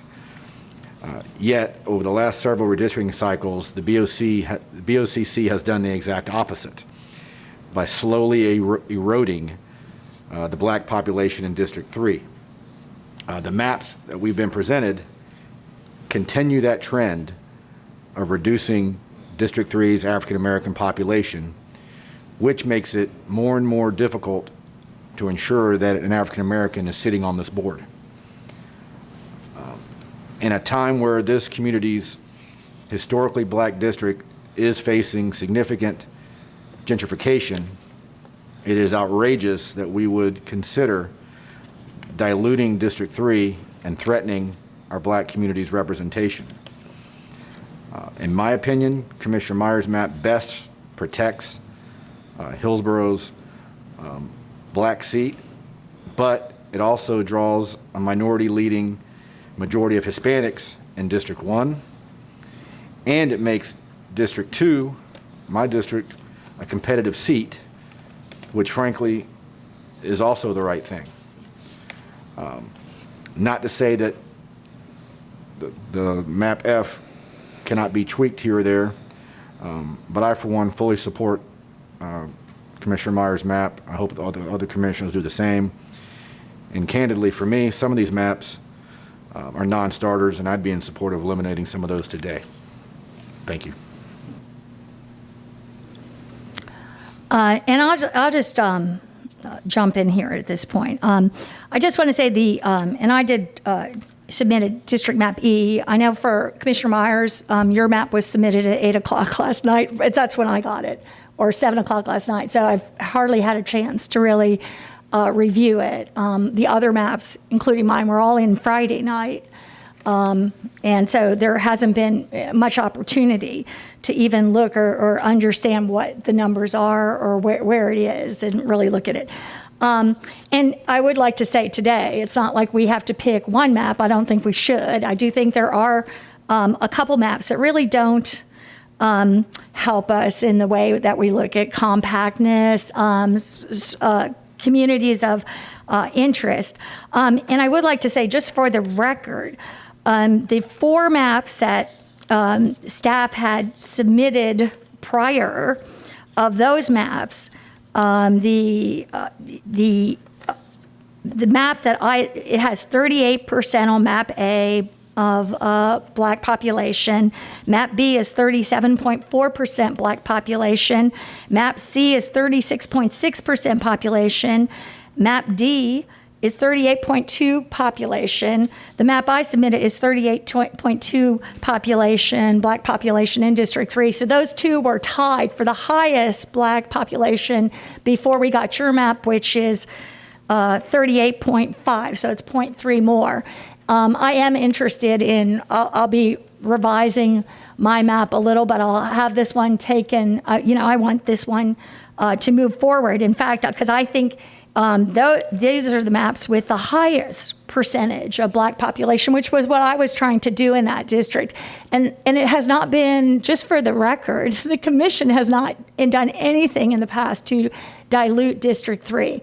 In fact, District 3, because of natural patterns of movement and the population of the county has shifted. District 3 was initially in 2010, 39%. It's now gone to 33% Black. And then what my map did in particular was bring that number back up again. And even when retrogression was something that the courts looked at when they had preclearance in that, they looked at the current figure, not the former figure, as a judgment. But again, map E, I was looking for compactness, communities of interest, and high equal populations, and as I said, until the map last night, which is 0.3 more Black percentage, the map that I had submitted tied for the top Black population at 38.2%. So I don't want to, I think this is a very good map. I personally think that the maps A and C are maps where there's just not compactness, and it continues that pattern of the District 1 being spread out in a way that I don't find, and it doesn't do anything for us in terms of the numbers at all, in terms of population, in terms of Black representation in District 3. And it doesn't make sense to me in terms of how compactness and service, and how the communities join together. And I'll tell you, I was an aide to Commissioner Castor, so I'm very familiar with that. But at the time, it didn't go to the north. It stopped at Linebaugh. But it really doesn't make sense as a district to have these leg north, leg south, and the numbers don't really support it. So, I would be for, looking at removing A and C, but keeping everything else for the community. And we haven't heard from the community. In fact, it was kind of interesting that the comments were made this morning that they didn't have information, but the map that they had been talking about was one that we only saw last night at 7. So, at any rate, that's where I stand, and I tried very hard with this, but I'm going to look back and be revising it. But I'm obviously very supportive of the map I put forward, and I think it's a really good. It was until last night at 7 had the equal for the highest percentage of Black representation in District 3. Commissioner Myers? It comes a time when we continue to reflect back as African American people, always fighting for a piece of what is right. We talk about inclusion, diversity, and equity. And when you look at some of these maps, it just doesn't show that as it should. When you look at why we have to eliminate some of the sections that were in District 3 that has now been taken out of District 3 and placed in District 1. Reflect back and say, and I can remember years ago when the African American community was talking about why single member district was so important to the African American community. We needed a seat at the table, or we needed a seat at the dais. Today, I'm going to fight hard for District 3 because we cannot continue to be overlooked, withdrawn out of the district. or make it very difficult for years to come, and the seat is not being held by an African American person. I want to make that clear. It's not about me, but it's about District 3, that an African American person will always hold a seat on District 3. So looking at the maps, yes, I got the maps Friday evening, and I was shocked because I remember bringing it up about, let us go out and have a consultant to do this for us. And we had one on this board was very adamant, no, it needed to be in-house. When I got the maps, I said, now I understand. Sometimes when in the board meeting, you can't see the true picture until you receive the documents or whatever coming next, and it clicks back in your mind, and you wonder, oh, this is maybe A through Z game or A game. But today, this is about the 4 single member districts. 1, 2, 3, and 4. We should have the loudest voices that representing our constituents because we are elected by the single members in our district. We are the ones that are elected. And so, with that being said, the map that I put forth, yes, it came out about 7/16, but I submitted it yesterday after seeing the maps on Friday, because I was looking for the maps early Friday day around about noon. So we'd have had chance enough, so that didn't happen. And so, of course, we were closed on Monday. But I wanted to make sure that we as board members had something for the day that I could submit that represent the African American community, represent District 3. And so that's what Map F bring to the table this morning. So for us who are district commissioners, the maps share all and represent all for our districts. So when we get ready to move forward, I do believe Map F would be the best one put forth that would represent diversity, inclusion, and equity in Hillsborough County. Thank you. And just for the record, in terms of the in-house, moving it in-house, that was a motion that was made by either Commissioner White or Commissioner Hagan and seconded by one of those two. So that was their, that was, just for the record, done by those commissioners. Commissioner Hagan, you're recognized. Thank you, Madam Chair. Just a couple of quick comments. First of all, Commissioner Myers, I appreciate, again, the work you've done on this and the comments you just made. Your map clearly does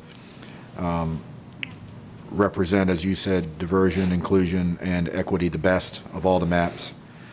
I will say that I actually agree with Commissioner Kemp in that Map A and C have serious issues, and I'll make a motion to remove those for consideration.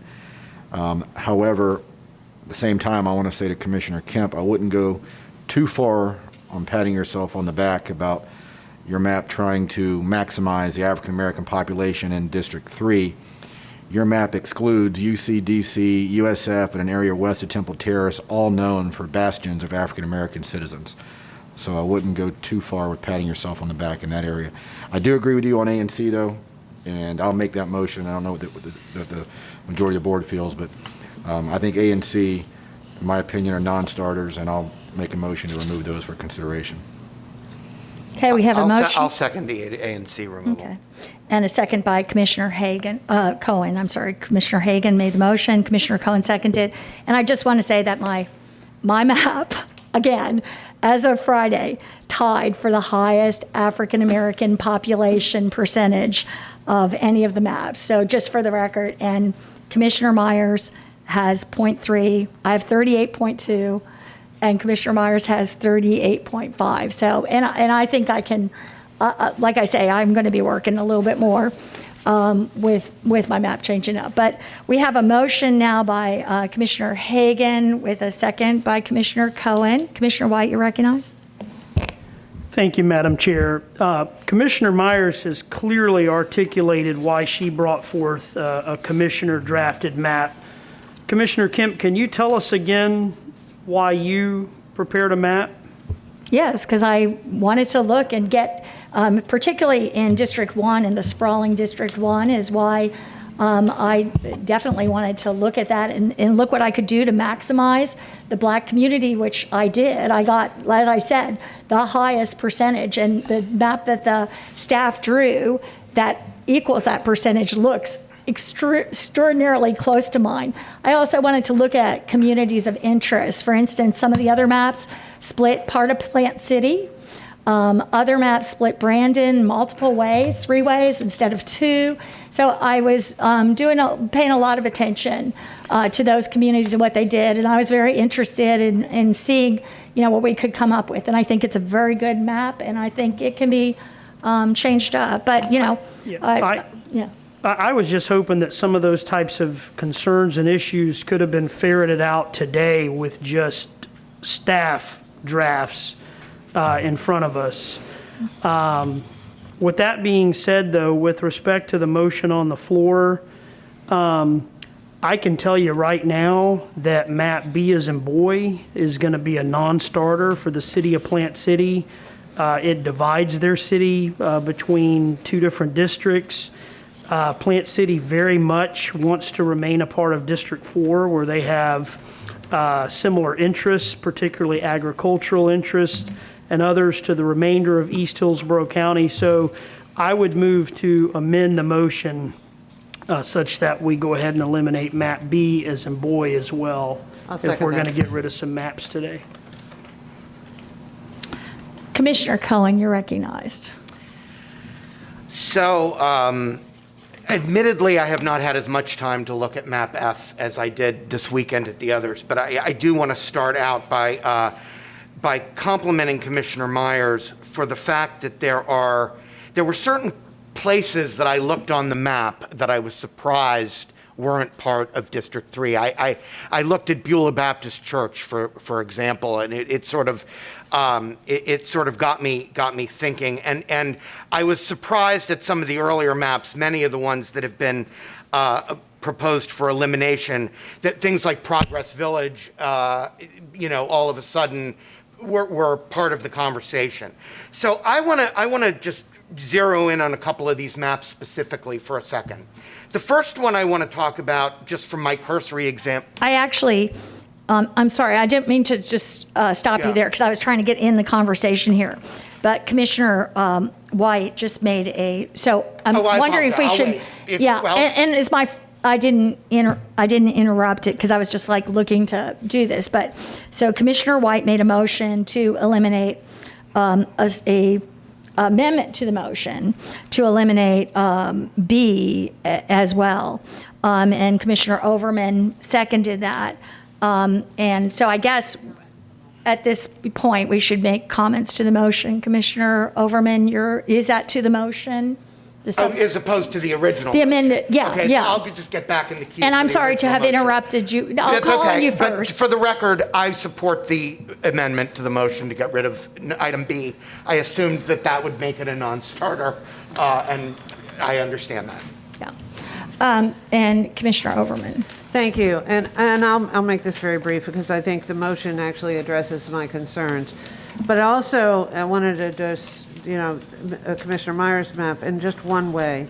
I, too, am very concerned to make sure that the African-American vote, the Black vote, speaks loudly in our community, and how critically important it is to make sure that this dais reflects the population. The only hesitation I have regarding map F is that it's a lower actual number of Black population. Can we just speak to the amendment? I'm going to get back to there. Then we'll get back to the general. Okay. And so I agree that map A, B, and C do not address those concerns. They do have higher numbers in terms of the Black vote, but they don't put the communities together that I think we were looking to try and create some cohesiveness. So if we eliminate those 3 maps, which I am in agreement to do, I think the issue associated with the actual population of District 3 will need to be under consideration, and I'll stop there. Thank you. I think these are comments, I think we've got all the comments to the amendment. And I'd just like to remind everybody too, this is just like the first swipe at even going out to just get public comment. So it's not even, maps can be submitted up to, I think, can you give me that? Or amended, or, and even as long as they're not substantial amendments, but go ahead. I believe it's September 13th. Yeah, I just like to remind everybody that Right. that's there. So this is just, and they're bringing, how many are you doing this week or in the next 13 days? What are you doing in terms of, I just like to make this clear, because it's not as if we have to craft these maps. And frankly, I don't think we should be doing it without, getting a broader. Madam Chairman and Commissioners, again, this is to tell us what maps to take to public engagement. We had originally set a deadline of September 13th for commissioners to submit map proposals. It is our intent to try to take these maps to the public in those engagement meetings in each district now the week of September 20th through 24th, and then to come back to this board on September 29th and ask for your direction on which maps to advertise for the 4-week mandatory advertising period that will cover the period of October. And then we would come back and ask the board to conduct its first public hearing on November 8th, and then a second public hearing on November 16th. So again, the intent is to take whatever maps you deem to have public engagement and bring back those comments for your consideration, and then if there's adjustments to be made, staff will make those adjustments and bring them back for your ultimate consideration on September 29th. Thank you. I just want to make sure that everybody understands this is not the final meeting or anything like that. So this is just a beginning. So we have a amendment to the motion at this point to eliminate map B. We have an amendment by Commissioner White, seconded by Commissioner Overman. Commissioner Cohen, did you want to speak to eliminating map B? Okay. And seeing no further comments by any commissioners at this time, and we're all here, so we don't have to do a roll call vote. We can just, please record your vote. Motion carried 7-0. Okay, thank you.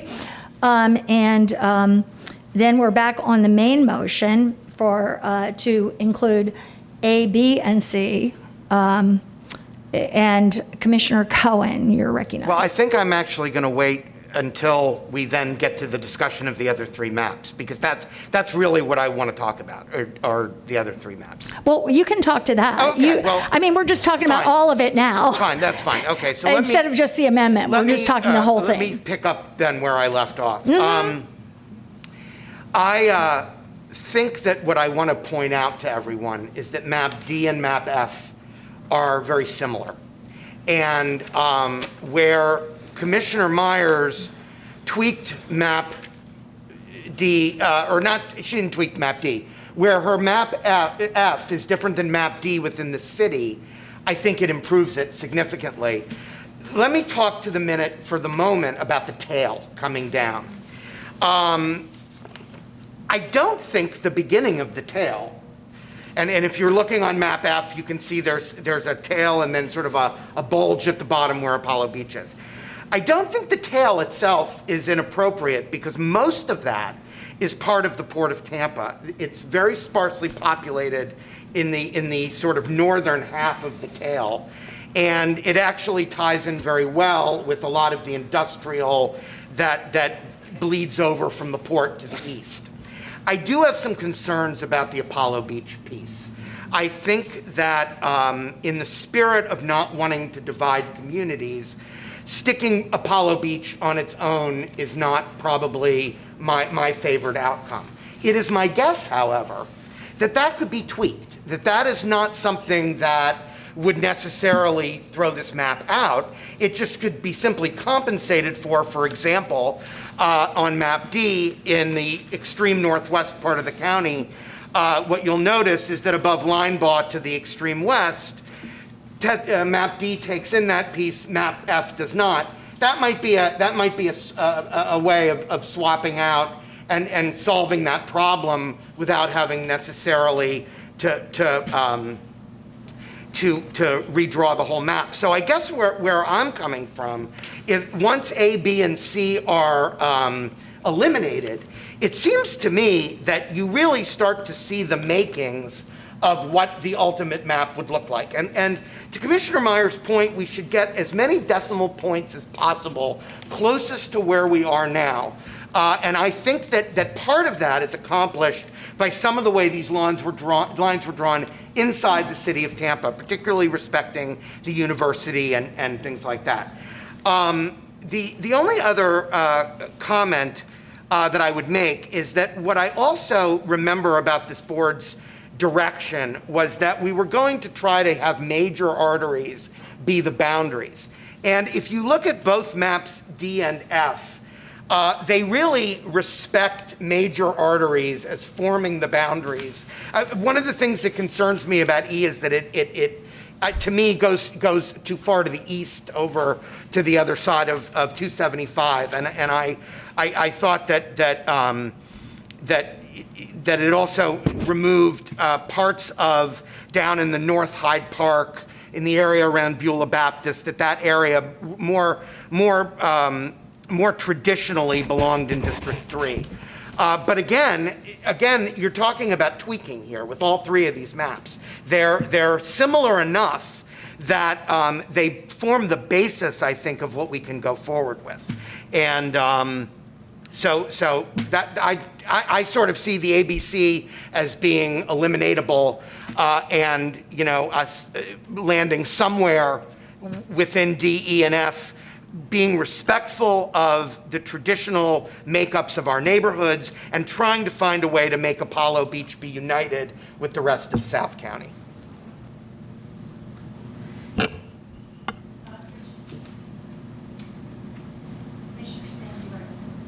Thank you. Commissioner Smith, you're recognized. Thank you. And Commissioner Cohen, I agree with you that if in looking at map F, and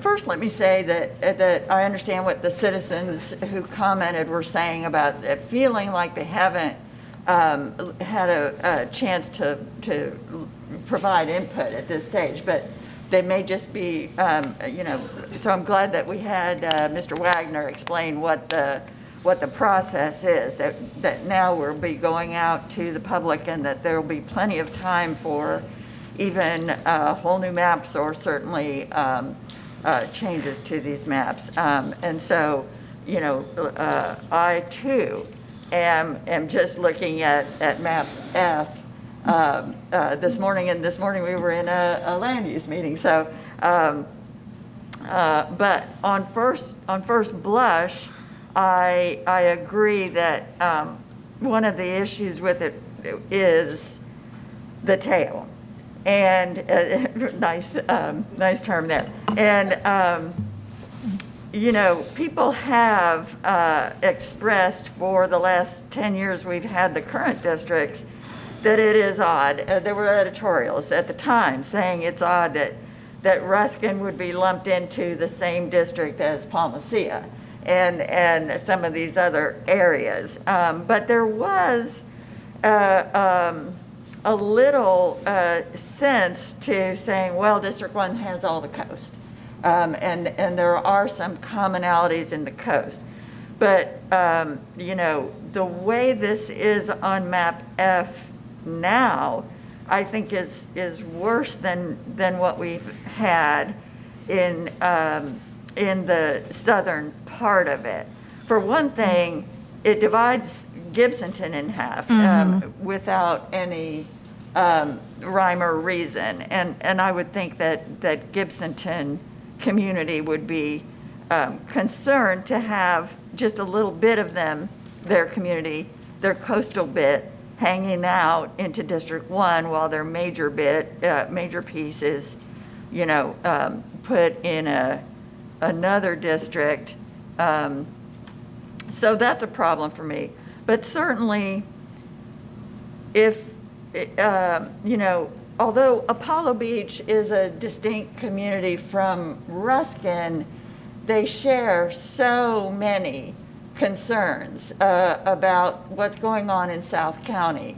The comments that we get in our email show that certainly, that the kinds of letters we get about what's going on in South County come the same from Apollo Beach as Ruskin. And, as a resident of Ruskin, we share an awful lot. We share the Ruskin Drive-In, we share these ELAP park lands and things, and the libraries serve us both. The South Shore Library as well serves all of us. Anyway, I think you either come down and get all of us, or, Gibsonton, Apollo Beach, and Ruskin, or you stay north of that. And so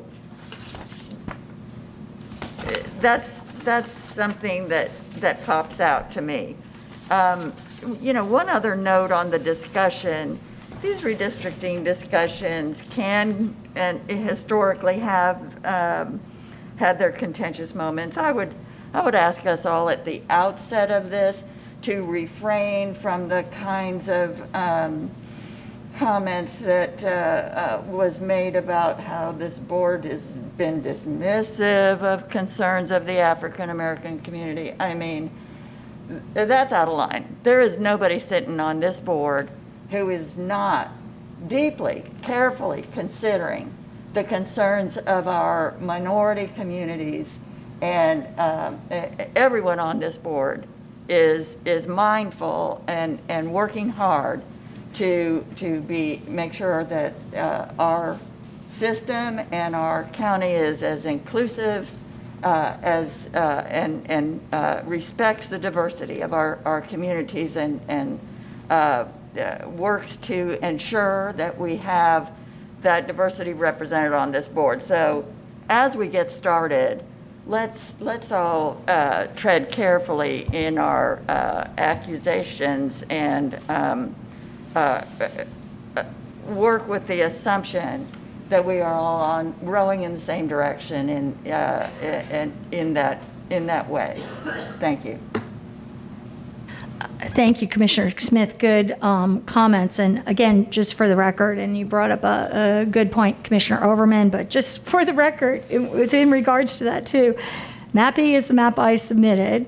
The Black population on Map E is 136,600 plus. And Map F, Commissioner Myers, is it's 6,000 less, and Black population is 130,000. So, I mean, I was very much trying to, look at that, and as Commissioner Smith said, rowing in the same direction. I very much appreciate those comments, because I do believe that's true on everyone's part. Commissioner Hagan, you're recognized. Thank you, Madam Chair. With all due respect to Commissioner Smith, I'm going to make a couple more accusations. I can't help but believe there was a partisan influence with respect to District 2 in Map E, and it was self-serving in that it drew Commissioner Kemp into District 1. I don't think Map E can be tweaked. Candidly, it should be scrapped. That being said, I do believe Map D and Map F can be tweaked. On F, for example, the current geographical southern boundary is Brandon Boulevard. Map F goes a little bit south of that. Perhaps that's one area that could be tweaked.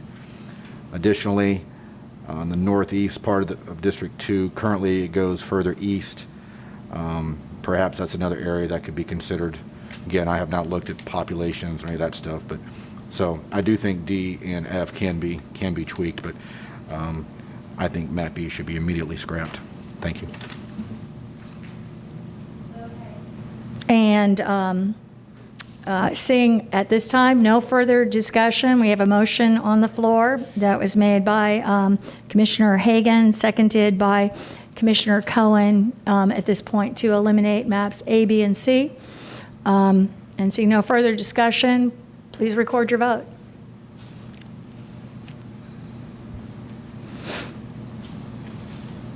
Motion carried 7-0.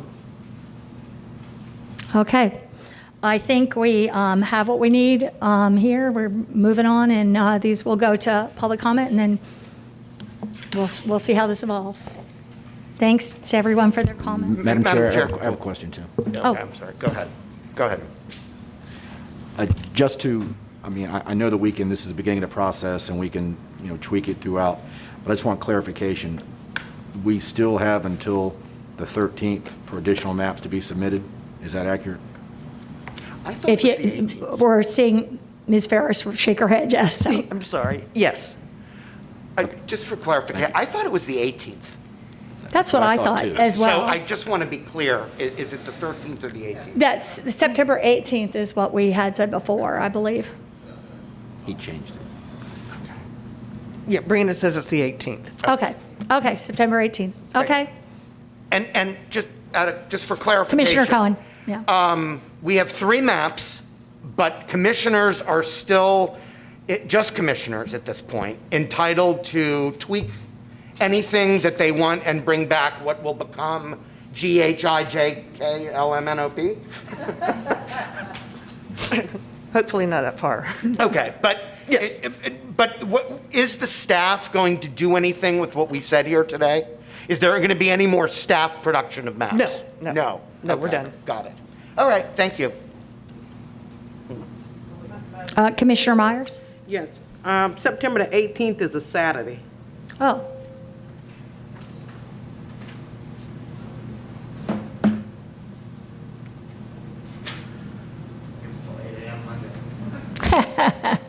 On Friday the 17th.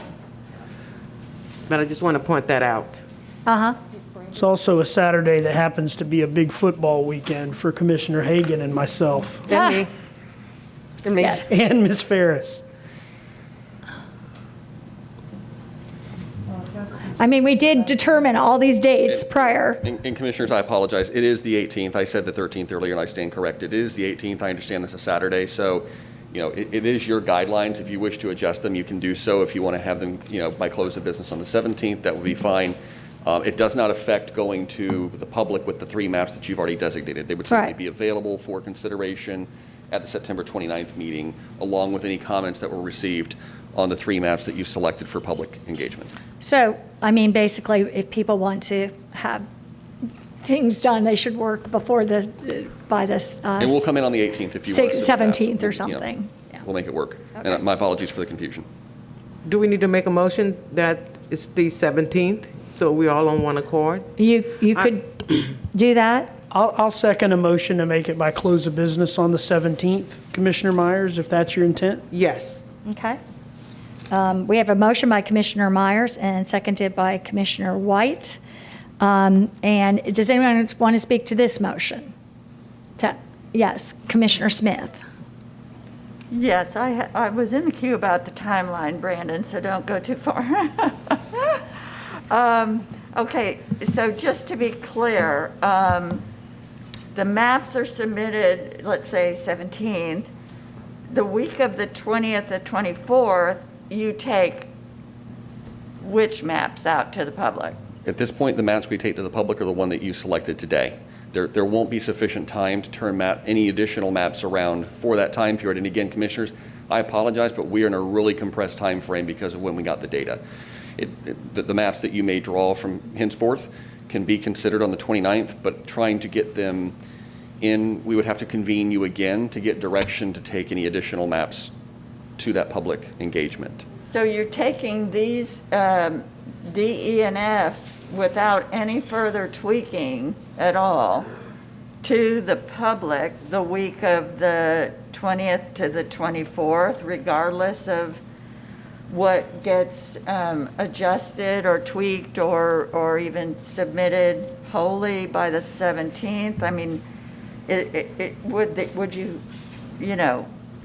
have time to reevaluate, say, if Commissioner Myers or Commissioner Kemp or anybody made any revisions to their maps in the interim, how are we going to deal with that? Well, Commissioner, if it's the desire to come back and make additional corrections for public engagement, we can seek a meeting of the board for next week to take any changes and consider adding those to the list that goes to the public. And if that's the board's desire, we'll do that. And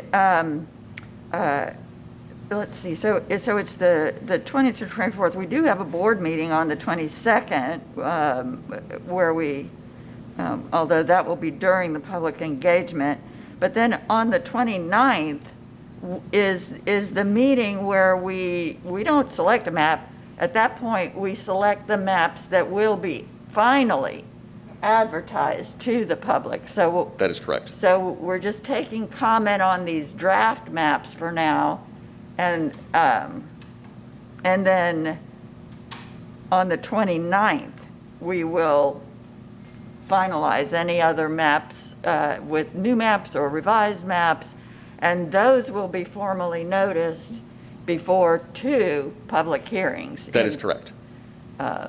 Now, if any changes are made at any of those public hearings, we're in trouble. It depends on the level of changes. So if you create, and help me here legally, if you make minor changes, you're probably fine. But if you decide we're going to change the map completely, we're going to do a new map or a substantial change to those maps, we'll be required to do another 2 weeks of public advertising, then come back and do another public hearing, and that would take us into December. That's why the time frame is so tight. We have to allow for the 4 weeks to advertise. We have to allow for the public hearings and sufficient time between those, and then give you time in case you did change or add to take another 2 weeks of advertisement and then move into December, because again, we have to complete the process this calendar year because it's an odd numbered year. Thank you. Yes, ma'am. And the first of those public hearings is what date? November 8th is currently the scheduled first public hearing in November. But you're requiring the maps by September 17th? I'm sorry, Commissioner, for any commissioner submitted maps, we would ask for them under the new time frame by the close of business on September 17th. The following week is when we do the public engagement of the maps that you selected. Then we would come back to you on September 29th to give you the comment that was received and any adjustments to maps that you had made since that time. Then at that point on September 29th, you would select the maps that you want to be advertised for the 4 weeks. That gives the public sufficient time to know what the potential maps are. Then you would come back on November 8th to have the first public hearing and November 16th for the second public hearing. I see. Okay. Okay.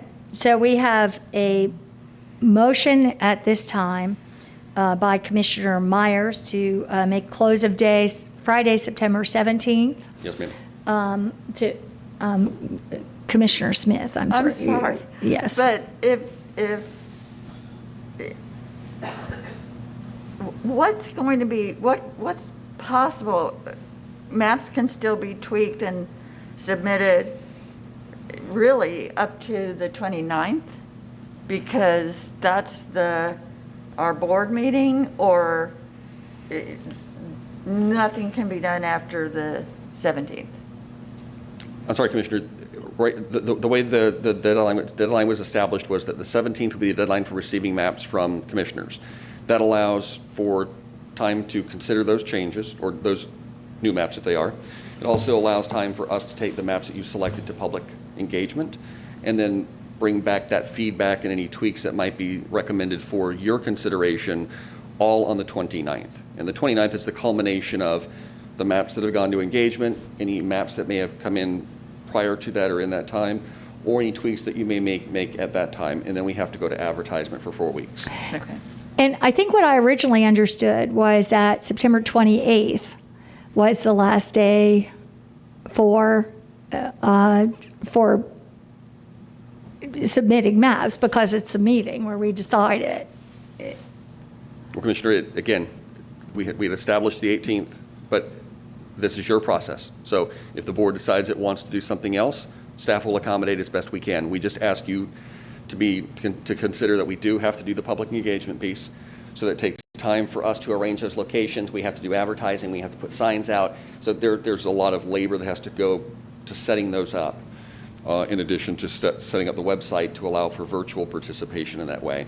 But the biggest key after that is the ability to advertise for that 4-week period. That's just mandated in the charter. We can't get around that. And if we get too far into November, we run the risk of hitting holidays, and we run into the risk of, if you decide to make a change in November, having sufficient time to do advertising for another 2 weeks.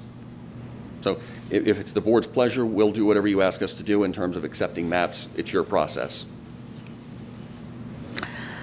Okay. And just to be clear too, because this was one of the things that was expressed to us, this is just about major changes, not de minimis changes. And Ms. Ferris, if you could. Yes, that is correct. That is correct. This is analogous to if you tweak an ordinance, which you have in the title, that it's that kind of analysis. So, but if it's not a major change, then it would not trigger that additional public hearing. Mm-hmm.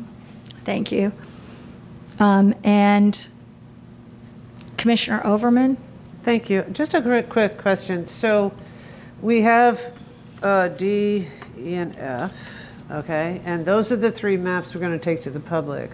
But we have until the 17th to provide an opportunity to consider some of the comment today and tweak the maps. But we're not going to take those maps to the public on the 20th to the 23rd.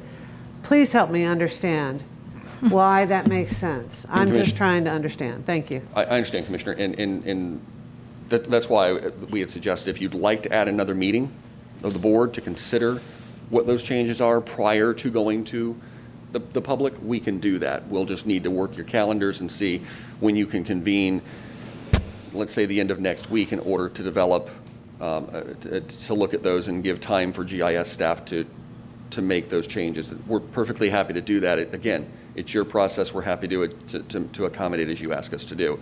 Then we can take whatever changes you suggested going forward to the public that week of September 20th. And again, because of the time compression, we're going to try to do those meetings sequentially, one at a time, or night after night, to make sure we get them done. So if that's the pleasure of the board, we'll do that.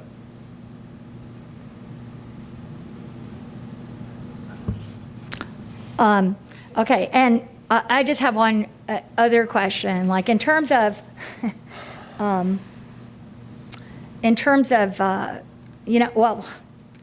I wonder, I guess I was just told that, wait, that would be,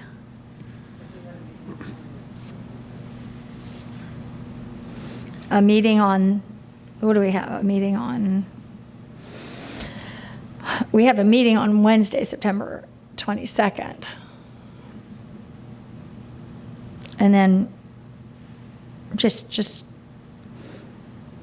and we have our land use on Tuesday, October 5th. I mean, it's not like we have to advertise the specific maps. I have another question too. So I believe that with me, I'd rather just keep my map, but probably make small changes, like a new map, not, keep including my map. So there's nothing to, I mean, I would resubmit a variation of my map. And again, I think this is a Ms. Ferris question. I mean, because we're talking about submitting all these other maps, but each time we make a revision, doesn't need to be a new map. No, you can make a revision to an existing map. All right, I just want to be clear. Okay, and I don't know if anybody wants to do something with regards to this, considering I always thought it was not quite a straight, clear process about how this went, because I don't know if anybody wants to make a suggestion about doing this differently. Right now, we have a motion by Commissioner Myers, seconded by Commissioner White, to do a deadline on all maps by close of day on Friday, September 17th. Is that submitted by commissioners? Yeah. But wait, I mean, I don't think staff should be able to generate any after that either. Yeah. Yeah. I'm sorry. Commissioner White, you're recognized.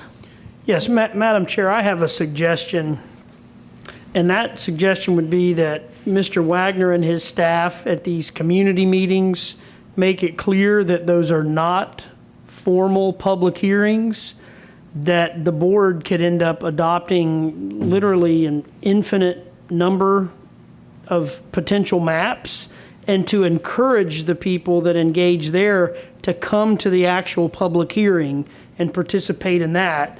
And that would take care of any additional maps that have been submitted by commissioners before the close of business on the 17th if Commissioner Myers' motion passes.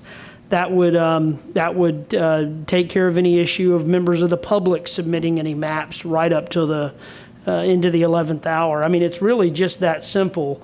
These community meetings are not public hearings, and I think that the public needs to be made aware of that. It's an information gathering meeting, so I think the posture of staff would be, here are 3 maps that have been considered by the county commission so far, but we're a long way from the finish line. So we want your feedback today, but we also want you to know that there are formal public hearings that you can and should participate in. In my mind, it's just that simple, and that takes care of any potential issues, because, correct me if I'm wrong, Ms. Ferris, but we can't tell a member of the public that they cannot submit a map. It's someone's right and privilege to submit a map right up till adoption day.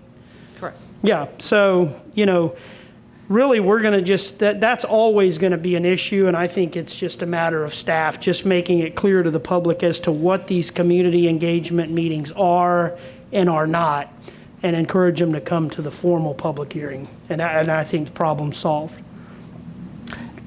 Can I just ask one clarification? You meant a commissioner submit a map? No, I believe a member of the public can submit a map right up till adoption day. That's their. We said that wasn't the case. First Amendment right. Ms. Ferris, again, would you please? Because this was a big point of discussion.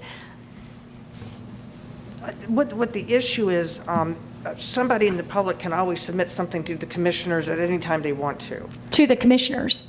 Or to the county.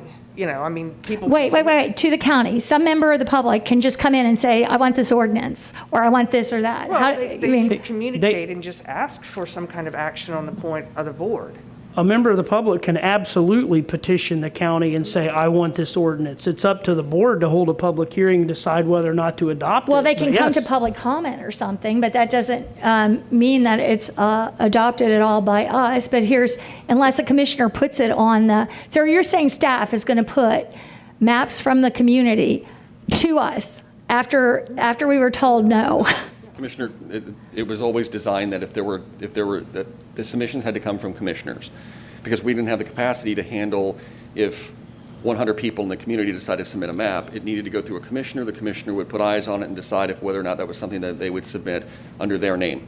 So that's how it was laid out. It was to come from commissioners. Madam Chair, do I still have the floor?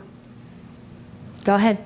Yeah, so we're really getting in the weeds here, but what Mr. Wagner is saying is that anything that's submitted by the public will be channeled to the commissioners, and then we'll decide at that point whether or not we want to entertain it. But it's still really the same concept. May I clarify? Is that what you're saying, Mr. Wagner? Because I understood it to be something very different when I went back and forth about this before. Staff is not receiving any maps. We have not received any maps. The 4 maps that were submitted by staff were starting points for the board's consideration. That's it. Staff will not make any more maps unless the board directs staff to make maps. So if a member of the public wants to, they have an idea that they have something. So what do they do? they would be directed to go talk to their commissioner or to a commissioner. We Okay. are not- And then we are the not commissioner entertaining- can do it, but it's the commissioner's map then. That is correct. Right, but if a map is sent to staff unsolicited, you would then channel that to the 7 commissioners and Well, put it, place it in front of us. We would channel back to the individual to contact a commissioner. Perfect. We're not going to name a commissioner. We're not going to send it to all 7 because we don't want to be in a position where we look like we're advocating for a particular individual or map. We'd be directed to contact a commissioner. I hear you, and we are way, way, way in the weeds here, way in the weeds, but I hear you loud and clear, and I understand how the process is going to work. And please, we understand that this is complex because of the time constraints that we're under, and we have to have some level of cutoff, whenever that is, to be able to take something to public comment or to public engagement. And to Commissioner, your point, we are calling it public engagement. It's not a workshop. It's not a public hearing. It's simply an open house, for the lack of a better term, where people can come in, they can see the maps, they can collect information on the variances, the minority representation, whatever pieces they're looking for, and staff is simply there to answer those technical questions that they're asked, and they can provide comment. The same thing will be provided online on the county's website. Folks that may not be able to make it to a location or may not feel comfortable going to that location can do the exact same thing online as they can do in person. But I go back. What you approved today was sending D, E, and F to public engagement.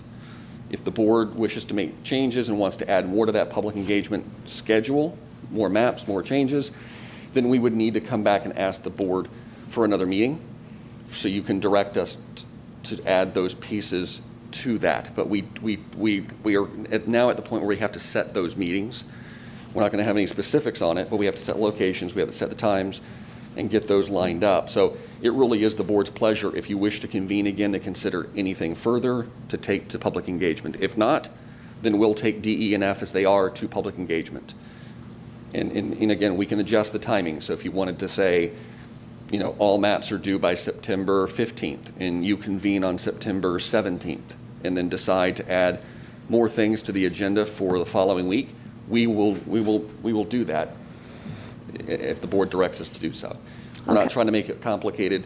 We're simply trying to accommodate the guidance of having public input, meeting the advertising mandate, and having those public hearings in November with sufficient time in case we need it. I just wanted to very much clarify that because that was a point that I made very strongly, and it wasn't in the weeds before. It was just part of the discussion. So I just wanted to clarify that. So right now, Commissioner Cohen, you're recognized.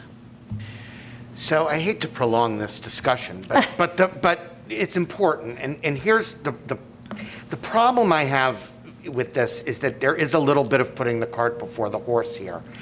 Commissioner Kemp's already said she's going to tweak Map E.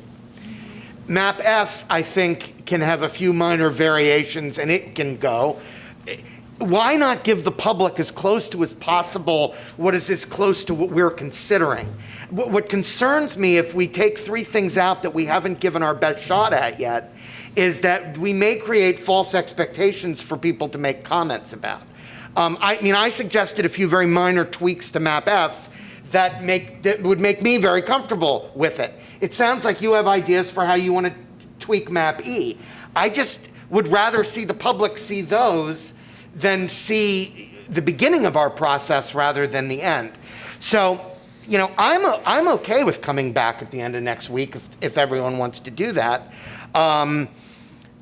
But you know, it's just because I think we should get it. I understand Commissioner White's point, but it seems to me sort of disingenuous to take something out that we know we've got tweaks to make to based on our conversations that we had here today. If we take Map F without tweaking Apollo Beach, we're just going to get a bunch of comments about Apollo Beach, which I don't think really serves the narrow purpose of really getting people to get into the nitty-gritty of the maps. So I think what I'd like to propose is that we perhaps make the deadline a day or two earlier and do exactly what Mr. Wagner said. If people are available on Friday the 17th to just tweak what we're going to put out, I think we'll put out a better product. And by the way, just to be clear, So we put these, we vote on these, we put them out. We have 4 weeks, and it may be that people have other comments when they're tweaked and whatever, but they can be tweaked at the final hearing. To me, it's not the time to do it right now. I always wondered about this. Far be it from me to, say have less process, but I do think that you can over process these can be, I guess, up on the website as they already are. But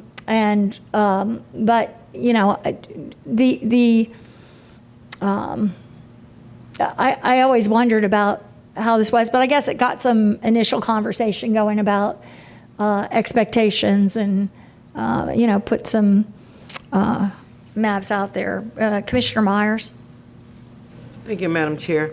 If we tweak now, then we have the community engagement. That will require another tweak, perhaps. Okay? I think we should just do one overall tweak. We have what the community is saying, what we're looking at, and just do one major tweak. Because if the community gives us something and says that in map F, D, or E, we're going to have to tweak it. We cannot ignore it. So that would be 2 tweaks. We tweak now, and then we tweak again. Okay? I want to keep it real, folks. Board members, I want to keep it real, okay? Let's just have one tweet. What we're sending out today is to solicit comments from the public. So once we have their comments, then we do an overall, and that will be advertised to the public. We have their comments, our final comments. We have one finished product. Okay. So we have a motion by Commissioner Myers to change the 18th to September 17th at close of business, 5 o'clock that day, September 17th.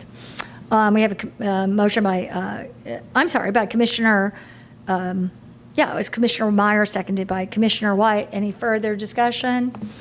And seeing no further discussion, please record your vote.